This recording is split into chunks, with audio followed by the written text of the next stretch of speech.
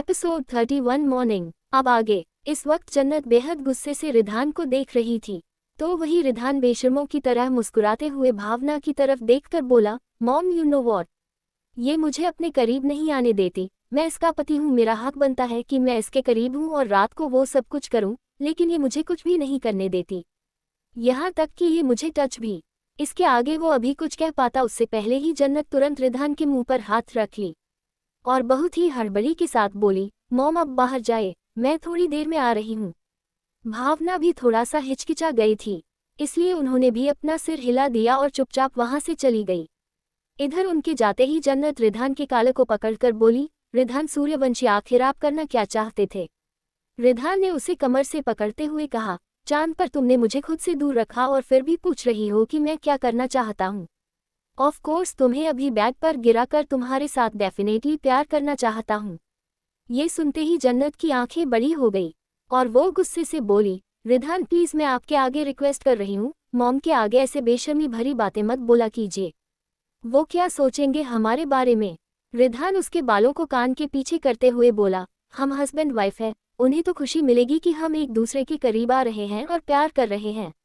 उद्धरण चिन्ह। ये सुनकर जन्नत गुस्से से रिधान को दूर करते हुए बोली, रिधान यू नो वॉट, आपसे बात करना ही बेकार है। रिधान तिरछा मुस्कुरा कर बोला, तो किसने कहा कि तुम मुझसे बात करो? तुम तो मुझसे प्यार करो, रात भर तुम्हारे लिए तड़पा हूँ। चलो अब दिन में सारी कसर पूरी कर लेते हैं। ये कहते हुए वो उसे बेड पर गिरा दिया।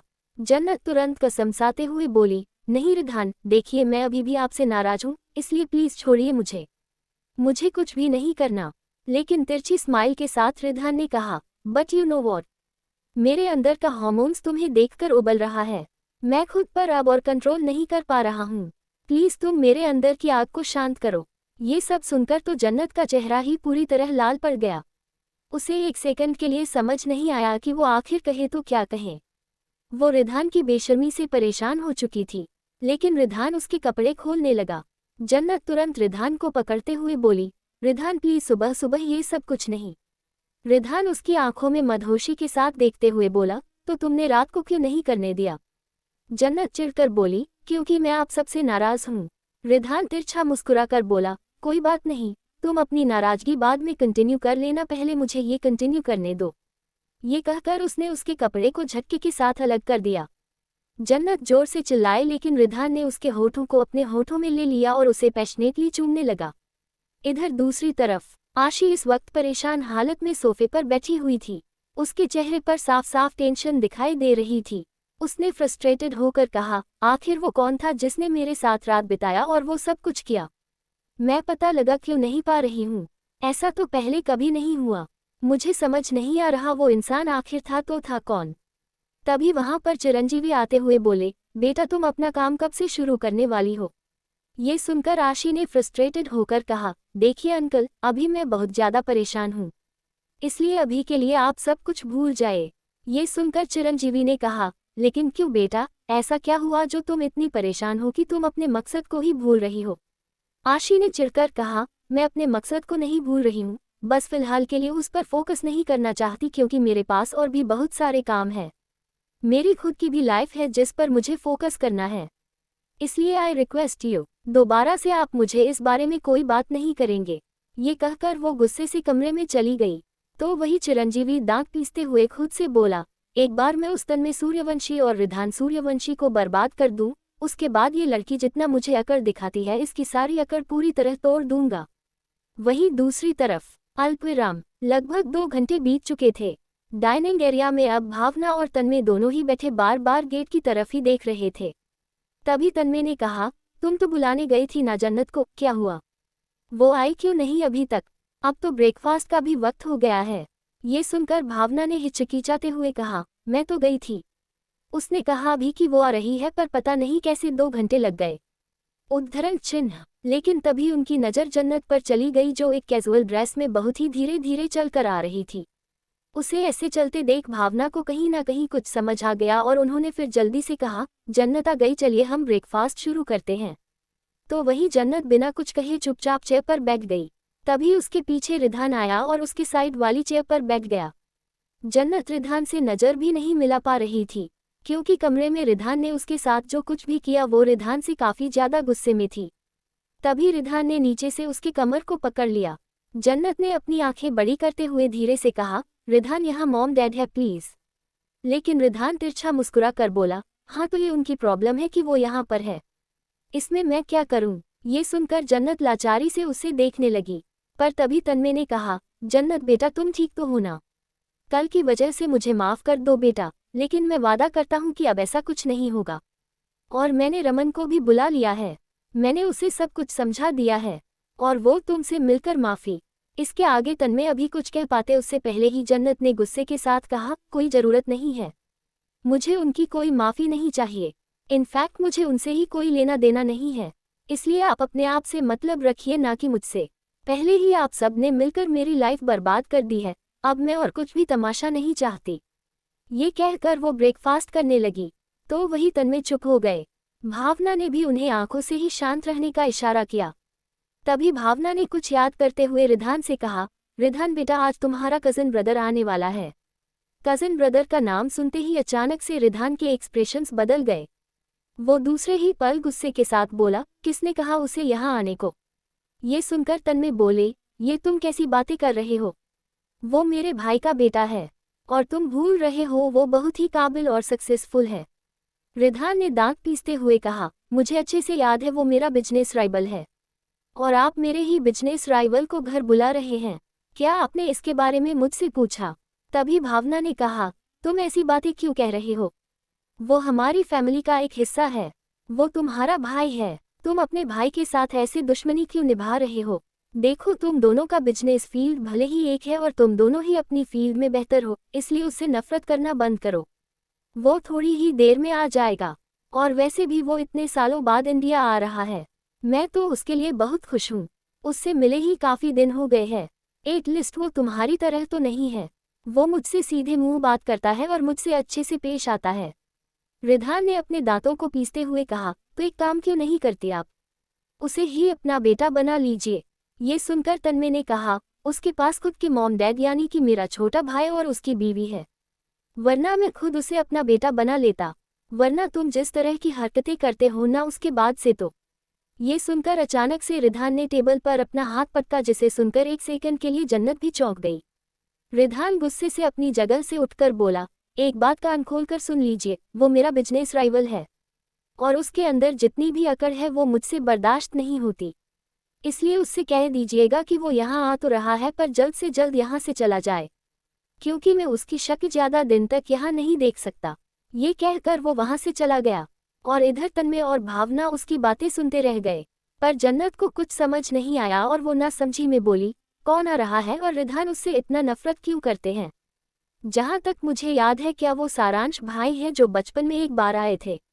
ये सुनकर भावना ने दूसरे पल कहा, हाँ बिल्कुल, वो सारांश ही है और वो यहाँ कुछ ही देर में आ जाएगा। पर तुम्हें नहीं पता सारांश और रिधान दोनों ही बेशक से कज़न ब्रदर है पर दोनों ही बिजनेस राइवल्स है। पता नहीं इनकी दुश्मनी कब खत्म होगी। ये सुनकर जन्नत ने स्माइल के साथ कहा, सारांश भाई आ रहे हैं तब तो बहुत मजा आने वाला है। मुझे याद है बचपन में वो मुझे बहुत प्यार करते थे, अब उनके साथ मुझे काफ़ी ज़्यादा अच्छा लगेगा। ये सुनकर भावना भी मुस्कुरा दी। तभी डोर बेल बजी, जिसे सुनते ही जन्नत ने एक्साइटमेंट के साथ कहा, जरूर ये सारांश भाई ही होंगे, मैं जाकर खुद दरवाज़ा खोलूंगी। तन्मय और भावना भी मुस्कुरा दिए और लिविंग एरिया की तरफ आए। जन्नत सीधे गेट की तरफ चली गई। उसने दरवाज़ा खोला और उसके सामने एक लंबा चौड़ा ब्लैक कलर के बिजनेस सूट में एक इंसान खड़ा था। काफ़ी ज़्यादा अट्रैक्टिव और हैंडसम लग रहा था। जन्नत उसे देखकर अपनी आंखें बड़ी करके बोली, ओ माय गॉड, सारांश भाई क्या ये वाकई आप हो? आप तो कितने ज़्यादा बदल गए और कितने ज़्यादा हैंडसम हो गए हो। सारांश ने अपनी आंखों से ब्लैक गॉगल्स निकाला। उसके फेशियल एक्सप्रेशन काफ़ी ज़्यादा अट्रैक्टिव थे। वो हल्की स्माइल के साथ बोला, और मेरी छोटी बहन भी काफ़ी ज़्यादा बड़ी हो गई है। ये सुनकर जन्नत स्माइल की और सारांश के सीने से लग गई।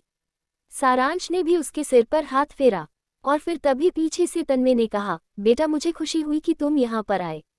इसके बाद जन्नत सारांश से अलग हुई और सारांश स्माइल के साथ अंदर की तरफ बढ़ा। तो वहीं दूसरी तरफ आशी इस वक्त लगातार फ़ोन पर कुछ कर रही थी।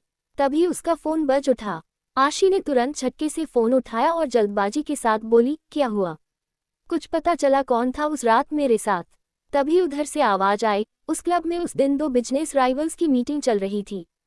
पहला तो रिधान सूर्यवंशी था और दूसरा सारांश सूर्यवंशी था। रिधान सूर्यवंशी कुछ वक्त पहले ही वहां से चला गया था, लेकिन उस क्लब में इकलौता सारांश सूर्यवंशी ही बचा हुआ था। और सारांश सूर्यवंशी को ही सुबह उस कमरे से बाहर निकलते हुए सीसीटीवी फुटेज में रिकॉर्ड हुआ है जिस कमरे में तुम थी। और अब तुम समझ सकती हो कि तुम्हारे साथ उस रात कौन था। सारांश सूर्यवंशी का नाम सुनते ही अचानक से आशी के पैरों तले जमीन खिसक गई और उसके हाथ से फोन छूटकर नीचे गिर पड़ा, जैसे उसे कुछ समझ आ गया हो। और वो दूसरे ही पल हकलाते हुए बोली, Saransh he is my cousin. Oh no, क्या मैंने उसके साथ रात बिताई। ये सोचते ही अब आशी वहीं धम्म से सोफे पर बैठ गई और उसकी आंखों से आंसू निकलने लगा। Episode 32 how dare to touch my wifey. Suryavanshi industries में सीईओ का केबिन एक झटके के साथ खुला। तन्मय गुस्से के साथ अंदर आए और अपना हाथ टेबल पर पटकते हुए बोले, रिधान, मुझे एक बात समझ नहीं आ रही है। तुम आखिर सारांश के पीछे क्यों पड़े हुए हो? जब वो तुमसे कोई भी बिजनेस में दुश्मनी नहीं करना चाहता तो तुम क्यों जबरदस्ती उसके पीछे हाथ धोकर पड़ चुके हो? ये सुनकर फाइल पढ़ रहे रिधान के चेहरे पर एक तिरछी स्माइल आ गई। उसने बिना किसी भाव के साथ कहा, तो आप यहाँ पर उसे इंसान के लिए मुझसे बहस करने आए हैं, दादा? ये सुनकर गुस्से के साथ तन्मय ने कहा, मैं उसके लिए तुमसे कोई बहस करने नहीं आया हूँ, बल्कि मैं तुमसे ये कहने आया हूँ कि तुम उसका पीछा छोड़ दो। वो तुम्हारा भाई है। भाई सुनते ही रिधान के चेहरे पर एक अलग ही एक्सप्रेशन आ गए। वो गुस्से के साथ बोला, जस्ट शट अप। वो मेरा कोई भाई नहीं है। आपको भी अच्छे से पता है कि चाचू ने उसे अनाथ आश्रम से अडॉप्ट किया था जब वो 5 साल का था। उसका खून हमारे सूर्यवंशी खून का नहीं है। आप उसे बेवजह मेरा भाई नहीं बना सकते। वो हमारे खानदान में कहीं भी बिलोंग नहीं करता। अगर चाचू ने उसे 5 साल की उम्र में अडॉप्ट न किया होता तो वो आज उस अनाथ आश्रम में रह रहा होता, ना कि हमारे सूर्यवंशी खानदान में इस तरह से आता। उसकी ये बात सुनते ही तन्मय गुस्से के साथ चिल्लाते हुए बोले, रिधान, बस करो। तुम अपनी हद पार कर रहे हो। आज तक हमने उसे एहसास तक नहीं दिलाया कि हमने उसे अनाथ आश्रम से अडॉप्ट किया था, तो तुम कौन होते हो ये बात ऐसे खुलेआम बोलने वाले? रिधान शैतानी तरीके से बोला, मैं रिधान सूर्यवंशी हूँ, मैं जो मर्जी चाहे वो बोल सकता हूँ। मुझे कुछ भी खाने के लिए किसी की परमिशन की जरूरत नहीं है और ये सच है, वो एक अडॉप्टेड चाइल्ड है, उसे अनाथ आश्रम से अडॉप्ट किया गया था। इसलिए उसे ज्यादा सूर्यवंशी खानदान का नाम देने की कोशिश मत कीजिए। पहले ही चाचू ने उसे अपने सिर पर बिठा लिया है। ये सुनकर तन्मय गुस्से के साथ बोले, मुझे तुमसे ऐसी उम्मीद नहीं थी, रिधान। मुझे लगता था कि तुम सारांश को एक्सेप्ट कर लोगे, क्योंकि वो हमारी फैमिली का हिस्सा है। लेकिन तुम आज भी उसी की तरह हो जैसे बचपन में थे। तुम आज भी उसे बचपन की तरह दुश्मनी निकालते हो, जबकि वो तो तुम्हें अपना भाई समझता है। ये सुनकर रिधान अब गुस्से के साथ दांत पीसते हुए बोला, वो जैसा खुद को दिखाता है वैसा नहीं है दादा। उसने ही मुझे बिजनेस में दुश्मनी शुरू की, अदरवाइज मुझे कोई शौक नहीं था उसके साथ दुश्मनी करने की। और मैं अगर चुप हूं तो सिर्फ और सिर्फ चाचू की वजह से। चाचू उसे अपने बेटे की तरह ट्रीट करते हैं, इसलिए मैं शांत हूँ, वरना कब का उसे मौत के घाट उतार दिया होता। ये सुनते ही तन्मय गुस्से के साथ बोले, बस करो रिधान। अब अगर तुमने एक शब्द भी कहा तो मुझसे बुरा कोई नहीं होगा। तुमने पहले ही बहुत कुछ कर लिया है, अब मैं एक भी चीज़ बर्दाश्त नहीं करूंगा और तुम्हें उसे एक्सेप्ट करना ही होगा। बेशक से वो एक अडॉप्टेड चाइल्ड है, बेशक से मेरे छोटे भाई ने उसे 5 साल की उम्र में अनाथ आश्रम से अडॉप्ट किया था, लेकिन वो है तो सूर्यवंशी खानदान का बेटा है, इसलिए तुम्हें उसे एक्सेप्ट करना पड़ेगा। ये सुनकर रिधान तिरछा मुस्कुरा कर बोला, जब आज तक मैंने आपकी उस बेटी को एक्सेप्ट नहीं किया अपनी बहन के तौर पर, जो खुद हमारा खून नहीं थी, तो आपको क्या लगता है उसे एक्सेप्ट करूंगा जो वाकई हमारा खून नहीं है? ये सुनकर अब तन्मय एक सेकंड के लिए बिल्कुल खामोश रह गए। उन्हें समझ नहीं आया कि वो क्या बोले, लेकिन तभी रिधान अपनी जगह से उठते हुए बोला, और एक बात, उसे घर से भी जल्द से जल्द जाने के लिए कह दीजिए। मैं उसे घर में एक भी मिनट बर्दाश्त नहीं करूंगा। ये कहकर वो वहां से चला गया। और इधर तन्मय गुस्से के साथ बोले, वो उसका भी घर है। बेशक से उसके अंदर हमारी सूर्यवंशी खानदान का खून नहीं है, लेकिन फिर भी वो हमारे खानदान से बिलोंग करता है, इसलिए वो जितने दिन मर्जी चाहे उतने दिन में रह सकता है। तुम कुछ भी नहीं कर सकते। कहते हुए वो भी गुस्से से वहां से चले गए। वो अपने केबिन में थे तो उनका फोन बजने लगा। उन्होंने अपना फोन देखा तो चेहरे पर स्माइल आई। फिर वो कॉल पिक करते हुए बोले, हाँ छोटे, बोलो कैसे हो? उधर से तुषार की आवाज आई, भाई सारांश आपके घर गया होगा क्या? वो घर पहुंच गया क्योंकि उसका फोन नहीं लग रहा था। ये सुनकर तन्मय ने कहा, हाँ छोटे, वो सुबह सुबह ही घर आ गया था और इस वक्त तो वो अपनी खातिरदारी करवा रहा होगा। ये सुनकर उधर से तुषार ने हंसते हुए कहा, वो काफी ज्यादा एक्साइटेड था वहां जाने के लिए। हालांकि वो 1 हफ्ते पहले ही गया था, पर ऑफिस से उसे अब टाइम मिला, इसलिए वो घर गया है। अगर वो कुछ दिनों के लिए वहां रुकने के लिए कहे तो आपको कोई प्रॉब्लम तो नहीं होगी ना? ये सुनते ही तन्मय ने कहा, तुम कैसी बातें कर रहे हो? सारांश जितना तुम्हारा बेटा है उतना मेरा भी बेटा है। तभी उधर से तुषार हंसी करते हुए कहा, हाँ पर रिधान को प्रॉब्लम है। बचपन से ही वो सारांश को बिल्कुल भी पसंद नहीं करता था। ये बात आप भी अच्छे से जानते हैं। मुझे समझ नहीं आता, आखिर रिधान को सारांश से प्रॉब्लम क्या है? क्या इसलिए क्योंकि हमने सारांश को अनाथ आश्रम से अडॉप्ट किया था? ये सुनकर तन्मय ने कहा, हाँ शायद तुम सही कह रहे हो।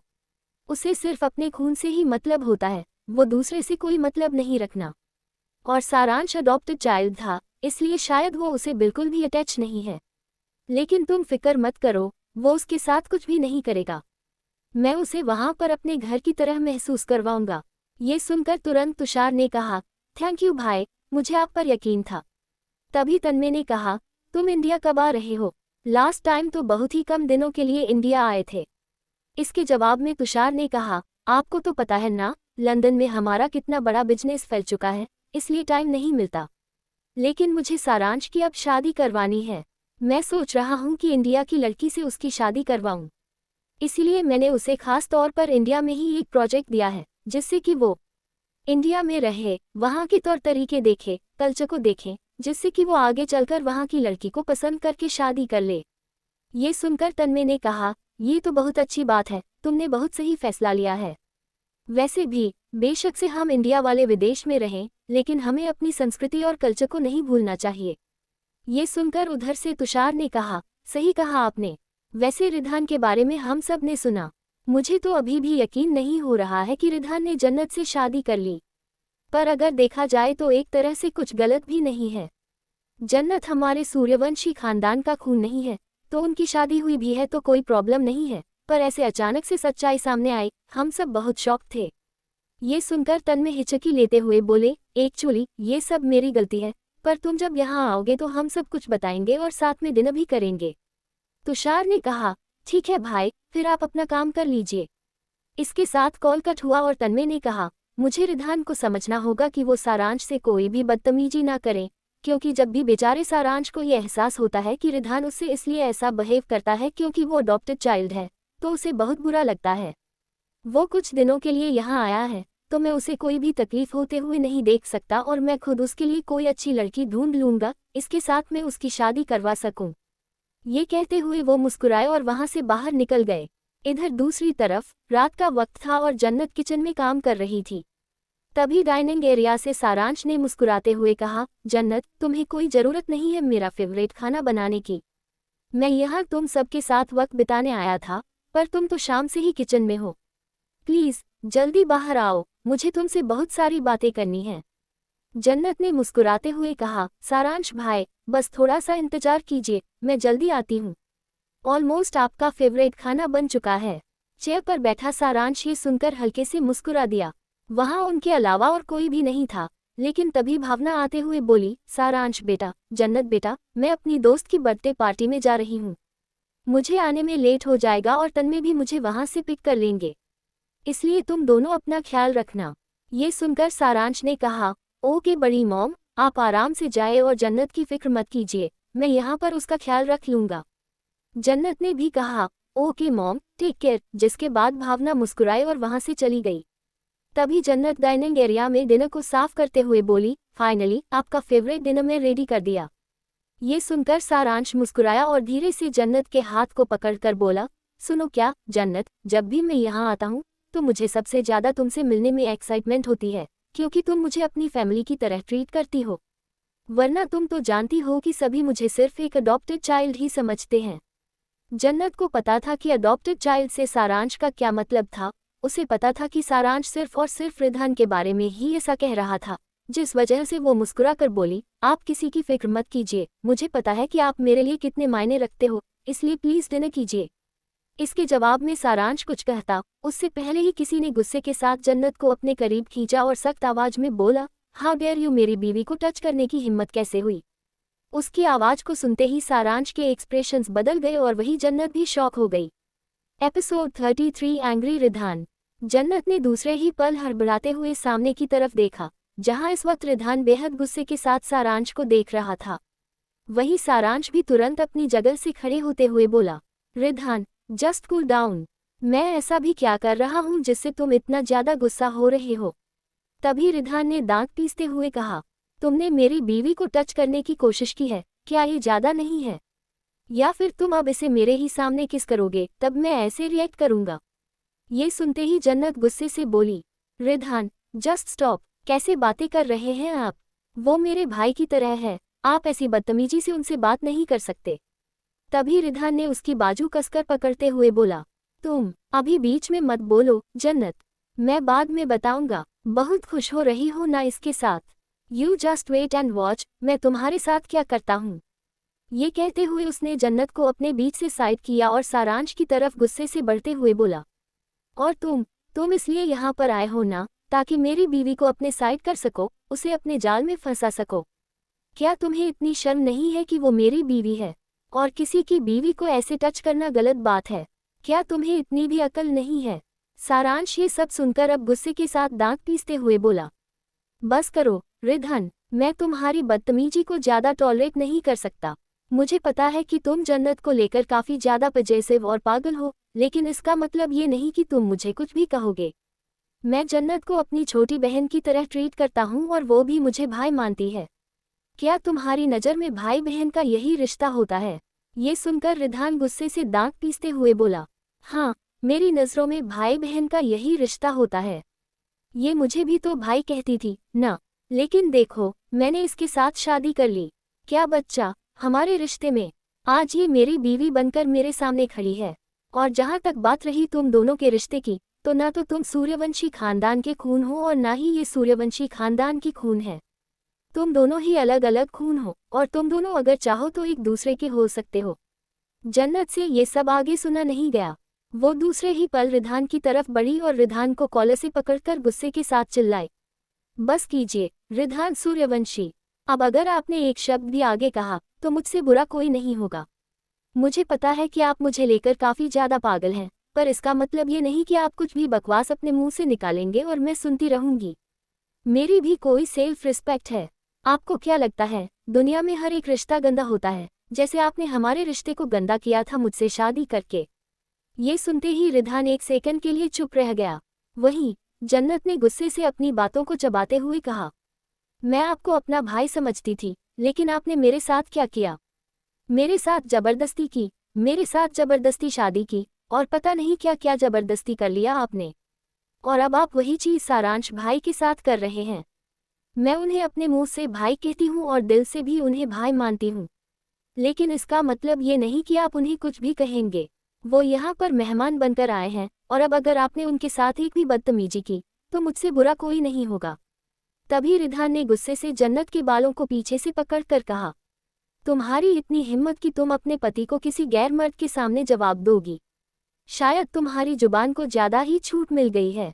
मैंने तुम्हें कुछ ज्यादा ही छूट दे दी है, लेकिन कोई बात नहीं, आज मैं तुम्हारी ये जुबान जो कैंची की तरह चल रही है उसे सही काट दूंगा। ये कहकर उसने सारांश की तरफ देखा और दांत पीसते हुए बोला, और तुम एक बात कान खोलकर सुन लो, ये मेरी बीवी है। अगर तुमने दोबारा इसे टच भर किया तो मैं तुम्हारी जान ले लूंगा। मैं एक पल भी नहीं सोचूंगा कि तुम मेरे कजिन ब्रदर हो, वो भी अडॉप्टेड। ये कहते हुए वो गुस्से से जन्नत को बालों से पकड़कर खींचते हुए सीधे कमरे की तरफ ले जाने लगा। जन्नत दर्द में तड़पते हुए बोली, रिधान क्या कर रहे हैं आप? छोड़िए मुझे, दर्द हो रहा है। आप पागल हो चुके हैं, आपको एहसास भी नहीं है कि आप क्या कर रहे हैं। रिधान प्लीज छोड़िए मुझे। जन्नत की दर्द भरी आवाज सुनकर सारांश उसकी हालत देख गुस्से से पीछे जाते हुए बोला, रिधान छोड़ दो उसे, तुम उसके साथ ऐसे जानवरों जैसा बर्ताव नहीं कर सकते। वो तुम्हारी बीवी है, तुम्हें उसकी रिस्पेक्ट करनी चाहिए।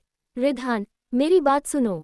लेकिन रिधान गुस्से में उसे अनसुना करते हुए जन्नत को लेकर सीधे कमरे की तरफ बढ़ गया और कमरे का दरवाजा सारांश के मुंह पर बंद कर दिया। सारांश दरवाजे पर ही खड़ा रह गया। उसके हाथों की मुट्ठियां गुस्से से कसकर बंद हो गईं। उसने दांत पीसते हुए कहा, यू नो वॉट रिधान, तुम आज भी बचपन की तरह हो। तुम्हें जो चीज़ पसंद होती है तुम उसके पीछे पागलों की तरह पड़ जाते हो। तुमने बचपन में भी मुझसे बहुत ज़्यादा लड़ाई की थी और आज फिर से वही कर रहे हो। इसीलिए मैं ना तो इंडिया आता हूँ और ना ही तुम्हारे घर में। लेकिन तुमने आज जन्नत के साथ मेरी नज़रों के सामने जो किया, उसके बाद तो मैं इतनी आसानी से यहाँ से नहीं जाने वाला और तुम्हें मैं सबक सिखाकर रहूँगा। तुम जन्नत पर अपना हक समझते हो ना? तो देखो अब मैं कैसे तुम्हें ये बताता हूँ कि हक समझना और प्यार जताना दो अलग अलग चीज़ें होती हैं। ये कहते हुए वो गुस्से से वहाँ से चला गया और इधर रिधान ने अगले ही पल जन्नत को बेड पर पटका। जन्नत दर्द में चिल्ला उठी, आह रिधान, आपको क्या पागलपन हो गया है? पता भी है आपने मुझे कितनी ज़्यादा तकलीफ दी है। ये कहते हुए जन्नत अपने हाथों को देखने लगी जिन पर रिधान की उंगलियों के गहरे निशान बन चुके थे। उसकी आंखों से दर्द के आंसू बह रहे थे, लेकिन रिधान गुस्से से पागल था। वो उसके पास आया और उसके चेहरे को कसकर पकड़ते हुए बोला, तुम्हारी हिम्मत कैसे हुई उस इंसान के सामने मुझे जुबान लड़ाने की? क्या तुम्हें वो पसंद है? क्या तुम उसे पसंद करने लगी हो? क्या तुम उसी से प्यार करती हो? मेरी गैरमौजूदगी में उसने तुम्हारे साथ क्या क्या किया? क्या उसने तुम्हें टच किया? क्या उसने तुम्हें यहाँ छुआ या फिर वहाँ छुआ या फिर ऐसे छुआ या फिर वैसे छुआ? ये कहते हुए रिधान किसी पागल की तरह उसके पूरे शरीर पर हाथ चलाने लगा और उसके कपड़े इधर उधर करने लगा। जन्नत को इस वक्त रिधान से एक अजीब ही डर लग रहा था, क्योंकि रिधान अपने कंट्रोल में नहीं था। जन्नत ने घबराते हुए कहा, रिधान रिधान देखिए, पहले आप शांत हो जाए। ऐसी कोई बात नहीं है, आप शायद गलत समझ रहे हैं। तभी रिधान गुस्से से चिल्लाकर बोला, तो बताओ मुझे सही क्या है? मैं सच जानना चाहता हूँ। बताओ क्या है सही? मेरी आंखों के सामने वो तुम्हारा हाथ पकड़े हुए था और तुम कह रही हो कि मैं गलत समझ रहा हूँ। क्या तुम्हें पता नहीं है कि तुम दोनों सगे भाई बहन नहीं हो? तुम दोनों के बीच कुछ भी हो सकता है मेरी गैरमौजूदगी में। और मुझे उस इंसान के ऊपर बिल्कुल भी यकीन नहीं है। वो मेरा बिजनेस राइवल है। तुम समझ रही हो ना? बिजनेस राइवल का क्या मतलब होता है? वो मुझे नीचे गिराने के लिए किसी भी हद तक जा सकता है, तो तुम्हारे साथ भी कुछ भी कर सकता है। और अब तो तुम मेरी बीवी हो। वो तुम्हारे साथ कुछ भी गलत करने से पहले एक बार भी नहीं सोचेगा। Have you lost your mind? Ridhan के ऐसे चिल्लाने से जन्नत एकदम सहम गई। उसकी आंखों से आंसू बहने लगे और वो सिसकते हुए बोली, रिधान, मुझे आपसे डर लग रहा है। रिधान गुस्से से चिल्लाकर बोला, डर लगना भी चाहिए, क्योंकि अगर ये डर तुम्हारे अंदर नहीं रहेगा तो तुम कुछ भी कर सकती हो, जो मैं हरगिज बर्दाश्त नहीं करूंगा। उसने तुम्हें टच किया है ना? उसने जहां तुम्हें टच किया होगा, मैं उस जगह से इस टच को ही मिटा दूंगा। ये कहते हुए उसने झटके से जन्नत के कपड़े खींच लिए। जन्नत जोर से चिल्लाए, रिधान नहीं। लेकिन रिधान किसी बेकाबू जानवर की तरह उसके ऊपर आ गया और उसे जगह जगह बुरी तरह दबोचने लगा। इसके साथ ही जन्नत की सिसकियों की आवाज़ पूरे कमरे में गूंजने लगी। एपिसोड 34 मैं सूर्यवंशी खानदान की इकलौती बेटी हूँ। अब आगे। इधर दूसरी तरफ रात का वक्त था। आशी वक्त अपने कमरे में ही टहल रही थी। वो काफी ज्यादा बेचैन थी। उसके चेहरे पर अभी भी घबराहट बरकरार थी। तभी कोई अंदर आते हुए बोला, क्या हुआ आशी, तुमने मुझे अचानक से कॉल करके क्यों बुलाया? सब कुछ ठीक है ना? उसकी आवाज़ सुनते ही आशी तुरंत उस तरफ बढ़ी और उस लड़की को कसकर हक कर ली। उस लड़की ने भी तुरंत आशी को हक करते हुए कहा, What happened? Everything is ok? तुम काफ़ी परेशान लग रही हो, क्या हुआ? सब कुछ ठीक है ना? और कल तुम मेरा फ़ोन क्यों नहीं उठा रही थी? कल हमने मिलने के लिए प्लान किया था, पर तुमने मेरा फ़ोन भी नहीं उठाया। तभी आशी उससे अलग हुई और घबराते हुए बोली, तुम्हें पता भी है मेरे साथ क्या हो गया है? ये सुनकर रिया ने नासमझी में कहा, क्या हुआ है? प्लीज़ मुझे बताओ, क्योंकि मैं देख रही हूँ आजकल तुम मुझसे बहुत कुछ छुपा रही हो। कहने को तो मैं तुम्हारी इकलौती बेस्ट फ्रेंड हूँ, पर तुम तो मुझे कुछ बताती ही नहीं हो। अब प्लीज़ बताओ मुझे, आखिर हुआ क्या है? आशी की आंखों से फिर से आंसू निकलने लगे। उसे समझ नहीं आ रहा था अभी वो किस मुंह से ये बात बताए कि उसने अपने ही कज़न ब्रदर के साथ रात बिताई है। ये सोकर उसका दिमाग फट रहा था। हालांकि उसे ये पता था कि सारांश उसका कज़न ब्रदर है। पर अभी उसे इसका आइडिया बिल्कुल भी नहीं था कि सारांश एक अडॉप्टेड चाइल्ड था और उसका सूर्यवंशी खानदान या फिर उसके खून से दूर दूर तक कोई लेना देना नहीं था। तभी रिया ने वापस से उसके पकड़ते हुए कहा, आशी तुम रो क्यों रही हो? हमारी दोस्ती को पूरे 2 साल हो गए, पर आज तक मैंने तुम्हारी आंखों में आंसू नहीं देखा, बल्कि तुम तो हमेशा स्ट्रांग बनकर मेरे सामने रही हो। पर आज अचानक से तुम्हारी आंखों में ऐसी आंसू देखकर मुझे बहुत टेंशन हो रही है। प्लीज बताओ मुझे क्या बात है? तभी आशी उसके सीने से लगते हुए रोते हुए बोली, सब खत्म हो गया, मैं बर्बाद हो गई, मेरी जिंदगी पूरी तरह से तबाह हो गई। ये सुनते ही रिया भी तुरंत उसे संभालते हुए बोली, आशी ऐसा कुछ भी नहीं है। प्लीज पहले मुझे साफ साफ बताओ, तुम जरूर किसी गलतफहमी का शिकार हुई होगी। तभी आशी उससे अलग होते हुए बोली, नहीं रिया, मैं कोई भी गलतफहमी का शिकार नहीं हुई हूँ, बल्कि वो खुद मैंने अपने आप से पता लगाया है, और जब से मुझे उसके बारे में पता लगा है तब से मैं बहुत ही ज़्यादा परेशान हूँ। मेरा दिमाग बिल्कुल ब्लैंक हो गया है। मैं सच में कुछ भी समझ नहीं पा रही हूँ कि मैं अब करूँ तो क्या करूँ। ये सुनकर रिया ने नासमझी में कहा, पर हुआ क्या है? तुम जब तक मुझे बताओगी नहीं तब तक मैं कैसे समझूंगी? तभी आखिर में आशी ने धीरे से कहा, बात यह है कि मैंने अपने कज़न ब्रदर के साथ रात बिताई है। ये सुनते ही रिया एकदम से शॉक्ड हो गई। उसका हाथ जो आशी के कंधे पर था वो दूसरे ही पल नीचे गिर गया। तो वही आशी की आंखों से फिर से आंसू निकलने लगे। वो अपना सिर झुकाते हुए बोली, मुझे पता है कोई भी सुनेगा तो सबका रिएक्शन यही होगा। मैं खुद भी कुछ समझ नहीं पा रही हूँ कि मैं क्या करूँ। सच में मुझे बहुत टेंशन हो रही है। रिया, तुम इकलौती मेरी दोस्त थी और मैं तुमसे ये बात बता सकती हूँ, प्लीज़ मुझे इस मुसीबत से बाहर निकालो। मुझे ऐसा लग रहा है जैसे मैं बर्बाद हो गई हूँ, या फिर शायद ये मेरी गलत कामों की सज़ा है जो भगवान मुझे अब दे रहा है। मैंने जन्नत जैसी मासूम के साथ बहुत कुछ गलत किया था। मैंने उसे मारने की भी कोशिश की थी, तो शायद इसीलिए भगवान अब मेरे साथ ऐसा कर रहा है। ये सब सुनकर रिया ने उसे फिर से गले लगा लिया और उसे शांत करते हुए बोली, आशी पहले तुम शांत हो जाओ। मुझे पता है इस वक्त तुम क्या सोच रही होगी, पर सच कहूँ तो मैं खुद भी बहुत ज़्यादा शौक हूँ। मैंने कभी सपने में भी नहीं सोचा था कि ऐसी कोई बात होगी। पर तुम फिक्र मत करो, हम कोई सॉल्यूशन निकालेंगे। तभी आशी उससे अलग होते हुए बोली, कोई सॉल्यूशन नहीं निकलने वाला। ये सच है, मैंने अपनी कज़न ब्रदर के साथ ही रात बिताई है और अब इस सच को कोई बदल नहीं सकता। अब मेरे पास सिर्फ एक ही रास्ता है। ये सुनकर रिया ना समझी में बोली, कैसा रास्ता? आशी अपना सर झुकाते हुए बोली, एक रास्ता है कि मैं खुद अपनी कज़न ब्रदर के पास जाऊं और इन सब चीज़ों के लिए माफ़ी मांग लूं और सारी बातें फेस टू फेस क्लियर कर लूं, क्योंकि इस तरह से तो मैं जी नहीं पाऊंगी। तभी रिया ने ना समझी में कहा, तुम ये जानती हो कि वो तुम्हारा कज़न ब्रदर था, लेकिन क्या तुम्हारा कज़न ब्रदर जानता है कि उसने जिसके साथ रात बिताई वो उसकी कज़न सिस्टर थी, यानी कि तुम उसकी कज़न सिस्टर थी? रिया की ये बात सुनकर आशु एक पल के लिए हैरान हो गई और वो अपना सर ना में हिलाकर बोली, नहीं नहीं, अभी तो सूर्यवंशी खानदान में किसी को भी नहीं पता कि 19 साल पहले जिस बेटी को उन्होंने खुद से दूर कर दिया था वो जिंदा है। वो मरी नहीं है, बल्कि आज भी वो सांस ले रही है। और जब उन्हें नहीं पता तो मेरे कज़न ब्रदर को कैसे पता होगा? जहाँ तक मैंने उनके बारे में पता लगाया है वो कुछ वक्त पहले ही इंडिया आए हैं, वो भी अपने एक नए प्रोजेक्ट के लिए, अदरवाइज वो हमेशा से लंदन में ही रहते थे। ये सब सुनकर रिया कुछ सोचते हुए बोली, देखो हमें जो भी करना होगा सोच समझकर करना होगा। तुम अभी फिलहाल के लिए अपने कज़न ब्रदर के सामने उसकी कज़न सिस्टर बनकर नहीं जा सकती। ये सुनकर आशी ने कहा, पर तब तक मैं पागल हो जाऊंगी। मैं कुछ सोच नहीं पा रही हूँ, मैं कुछ कर नहीं पा रही हूँ, जो मेरा मकसद है मैं उस पर भी कंसंट्रेट नहीं कर पा रही हूँ। तभी रिया ने कहा, तुम एक काम कर सकती हो, तुम बिना उसकी कज़न सिस्टर बने उसके पास जाओ और सब कुछ क्लियर कर दो। बस अपना सच छुपा कर रखना कि तुम उनके ही खानदान की हो। ये सुनकर आशी ने चिढ़कर कहा, रिया क्या ये तुम्हें कोई हवा लगता है? ये इतना भी आसान नहीं होने वाला। अगर मैंने एक भी गलती से भी की तो कुछ भी हो सकता है। तुम्हें नहीं पता, मेरे कज़न ब्रदर पहले डिटेक्टिव रह चुके हैं। उन्होंने एक काफ़ी फेमस डिपार्टमेंट में भी डिटेक्टिव के टॉप पोजीशन पर काम किया है। मैंने उनके बारे में पूरी हिस्ट्री चेक की है और उसी में से मुझे ये सब कुछ पता चला। तो तुम्हें क्या लगता है मैं इतनी आसानी से उनके सामने जाकर झूठ बोल पाऊंगी? ये सब सुनकर रिया ने कहा, तो फिर तुम बताओ तुम क्या करोगी?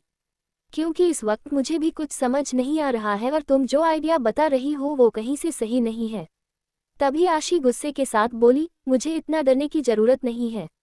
मैं आशी सूर्यवंशी हूँ, मैंने कुछ गलत नहीं किया है। अगर गलत किसी ने किया है तो वो खुद मेरे कज़न ब्रदर हैं। मैं उस वक्त नशे में थी, नशे में उन्होंने मेरा फ़ायदा उठाया है, इसलिए अगर मैं खुद से उनके पास जाकर उनसे सब कुछ क्लियर करती हूँ तो उन्हें मुझसे माफ़ी मांगनी चाहिए, ना कि मुझे। इसलिए अब मैं शांत नहीं बैठने वाली और ना ही खुद को ऐसे परेशान करने वाली। ये कहकर उसने अपना फ़ोन उठाया और वहाँ से बाहर जाने लगी। पर तभी रिया ने उसे रोकते हुए कहा, लेकिन आशी तुम कहाँ जा रही हो? आशी ने गुस्से के साथ कहा, उस इंसान के पास जिसने मेरे साथ ये सब कुछ किया और मुझसे माफ़ी मांगने की भी कोशिश नहीं की। ये कहकर वो चली गई और इधर रिया बस हैरानी से उसे जाते हुए देखने लगी। इधर दूसरी तरफ लगभग 4 घंटे बाद कमरे का दरवाजा खुला। रिधान अपने शर्ट की बटन को बंद करते हुए बाहर निकला, पर बाहर पहुंचते ही उसके कदम रुक गए। उसने मुड़कर एक नज़र बेड पर बेजान हालत में गहरी नींद में सोई जन्नत को देखा। बेड की हालत ही बता रही थी कि वहां पर क्या हुआ था। जन्नत काफी ज्यादा थकान में डूबी हुई थी। उसके गले, गर्दन पर बाइट मार्क साफ साफ दिखाई दे रहे थे। वो गहरी नींद में थी। रिधान उसे कुछ पल तक देखता रहा और फिर गहरी सांस लेकर बोला, मैं तुम्हारे साथ ऐसा करना नहीं चाहता था, लेकिन वो तुम थी जिसने मुझे मजबूर किया। तुम्हें अच्छे से पता है कि तुम्हें किसी गैर मर्द के साथ देखकर मेरा खून खौल उठता है, लेकिन फिर भी तुम मुझे परेशान करने के लिए वो सब कुछ करती हो जो मैं नहीं चाहता, इसलिए तुम्हें ये सजा मिली थी। ये कहकर वो वहां से चला गया। इधर जन्नत अभी भी गहरी नींद में थी।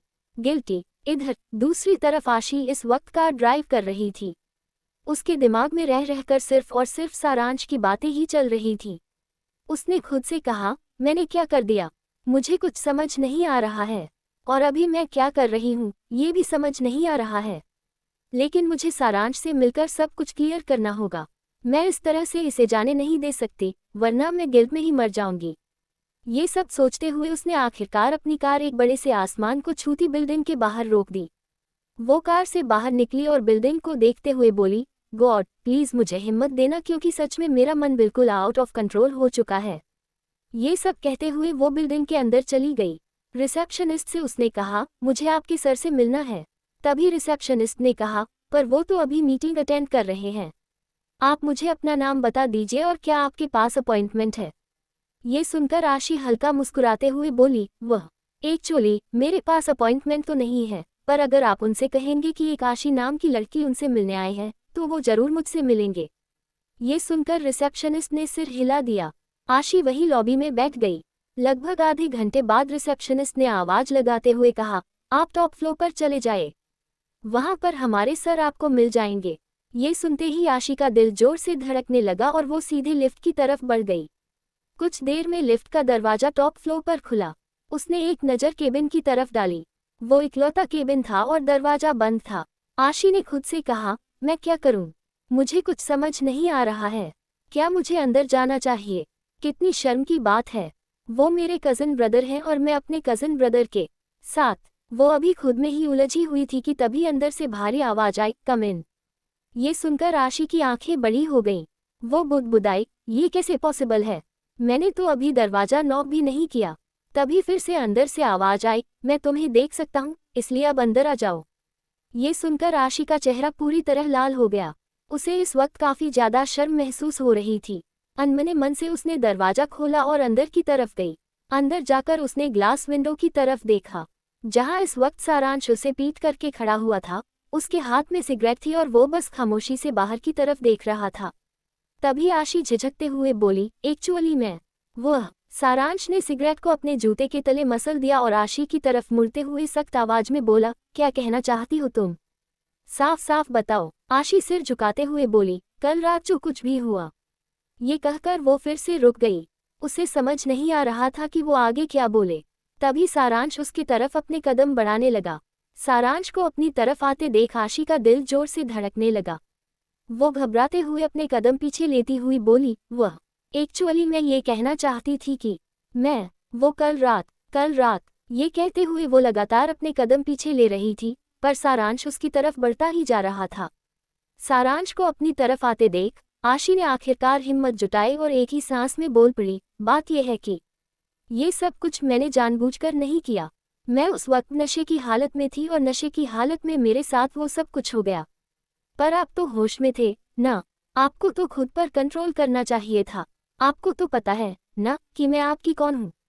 लेकिन फिर भी आपने ऐसा क्यों किया?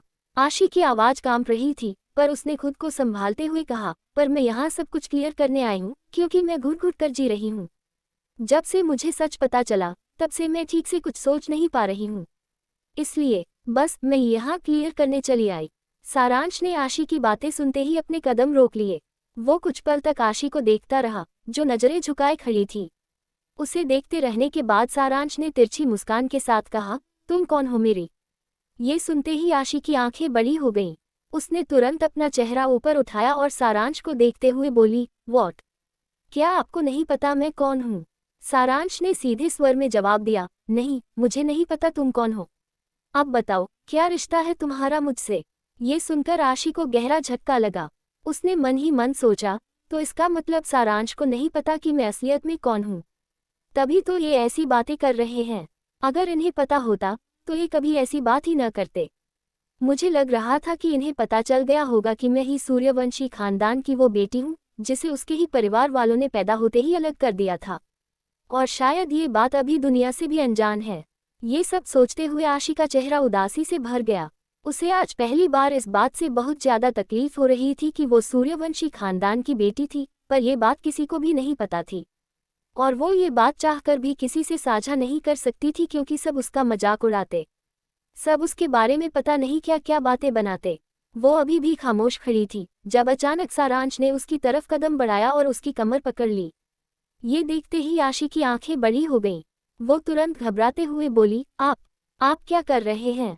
छोड़िए मुझे। लेकिन सारांश ने उसकी आंखों में आंखें डालते हुए ठंडी आवाज में कहा, कल रात जो कुछ भी हुआ उसमें तुम्हारी कोई गलती नहीं थी, तो तुम्हें कुछ भी एक्सप्लेन करने या क्लियर करने की जरूरत नहीं है। आशी गुस्से से तमतमाते हुए बोली, एग्जैक्टली, क्योंकि कल रात जो कुछ भी हुआ उसमें सारी की सारी गलती आपकी थी। मैं होश में नहीं थी, मैं नशे में थी, पर आप तो होश में थे, फिर भी आपने। आशी के शब्द बीच में ही रुक गए। उसकी आवाज कांप रही थी और आंखों में गुस्से और दर्द का तूफान था। ये कहते कहते वो रुक गई तो सारांश तिरछा मुस्कुराते हुए बोला, और कल रात मेरी गलती भी नहीं थी, क्योंकि तुम जिस तरह से मेरी बाहों में आई थी और जिस तरह से तुम मेरे करीब आने की कोशिश कर रही थी, मैं खुद पर कंट्रोल नहीं कर पाया। आखिरकार हूँ तो मैं लड़का ही, वो भी बैचलर लड़का, जिसकी आज तक न कोई गर्लफ्रेंड थी और न ही आज तक मैं किसी के करीब गया। और जब पहली बार कोई लड़की इतनी मेरे करीब आएगी तो मैं खुद पर कंट्रोल कैसे कर पाता? फाइनली मैं खुद पर से कंट्रोल खो दिया और तुम्हें पा लिया, एक वजन लड़की को। ये शब्द सुनकर आशी का चेहरा गुस्से और शर्म से लाल हो गया। वो दांत पीसते हुए बोली, आपको शर्म नहीं आती मुझे ऐसी बात करते हुए? आपको पता भी है आप मुझसे कैसी घटिया बातें कर रहे हैं?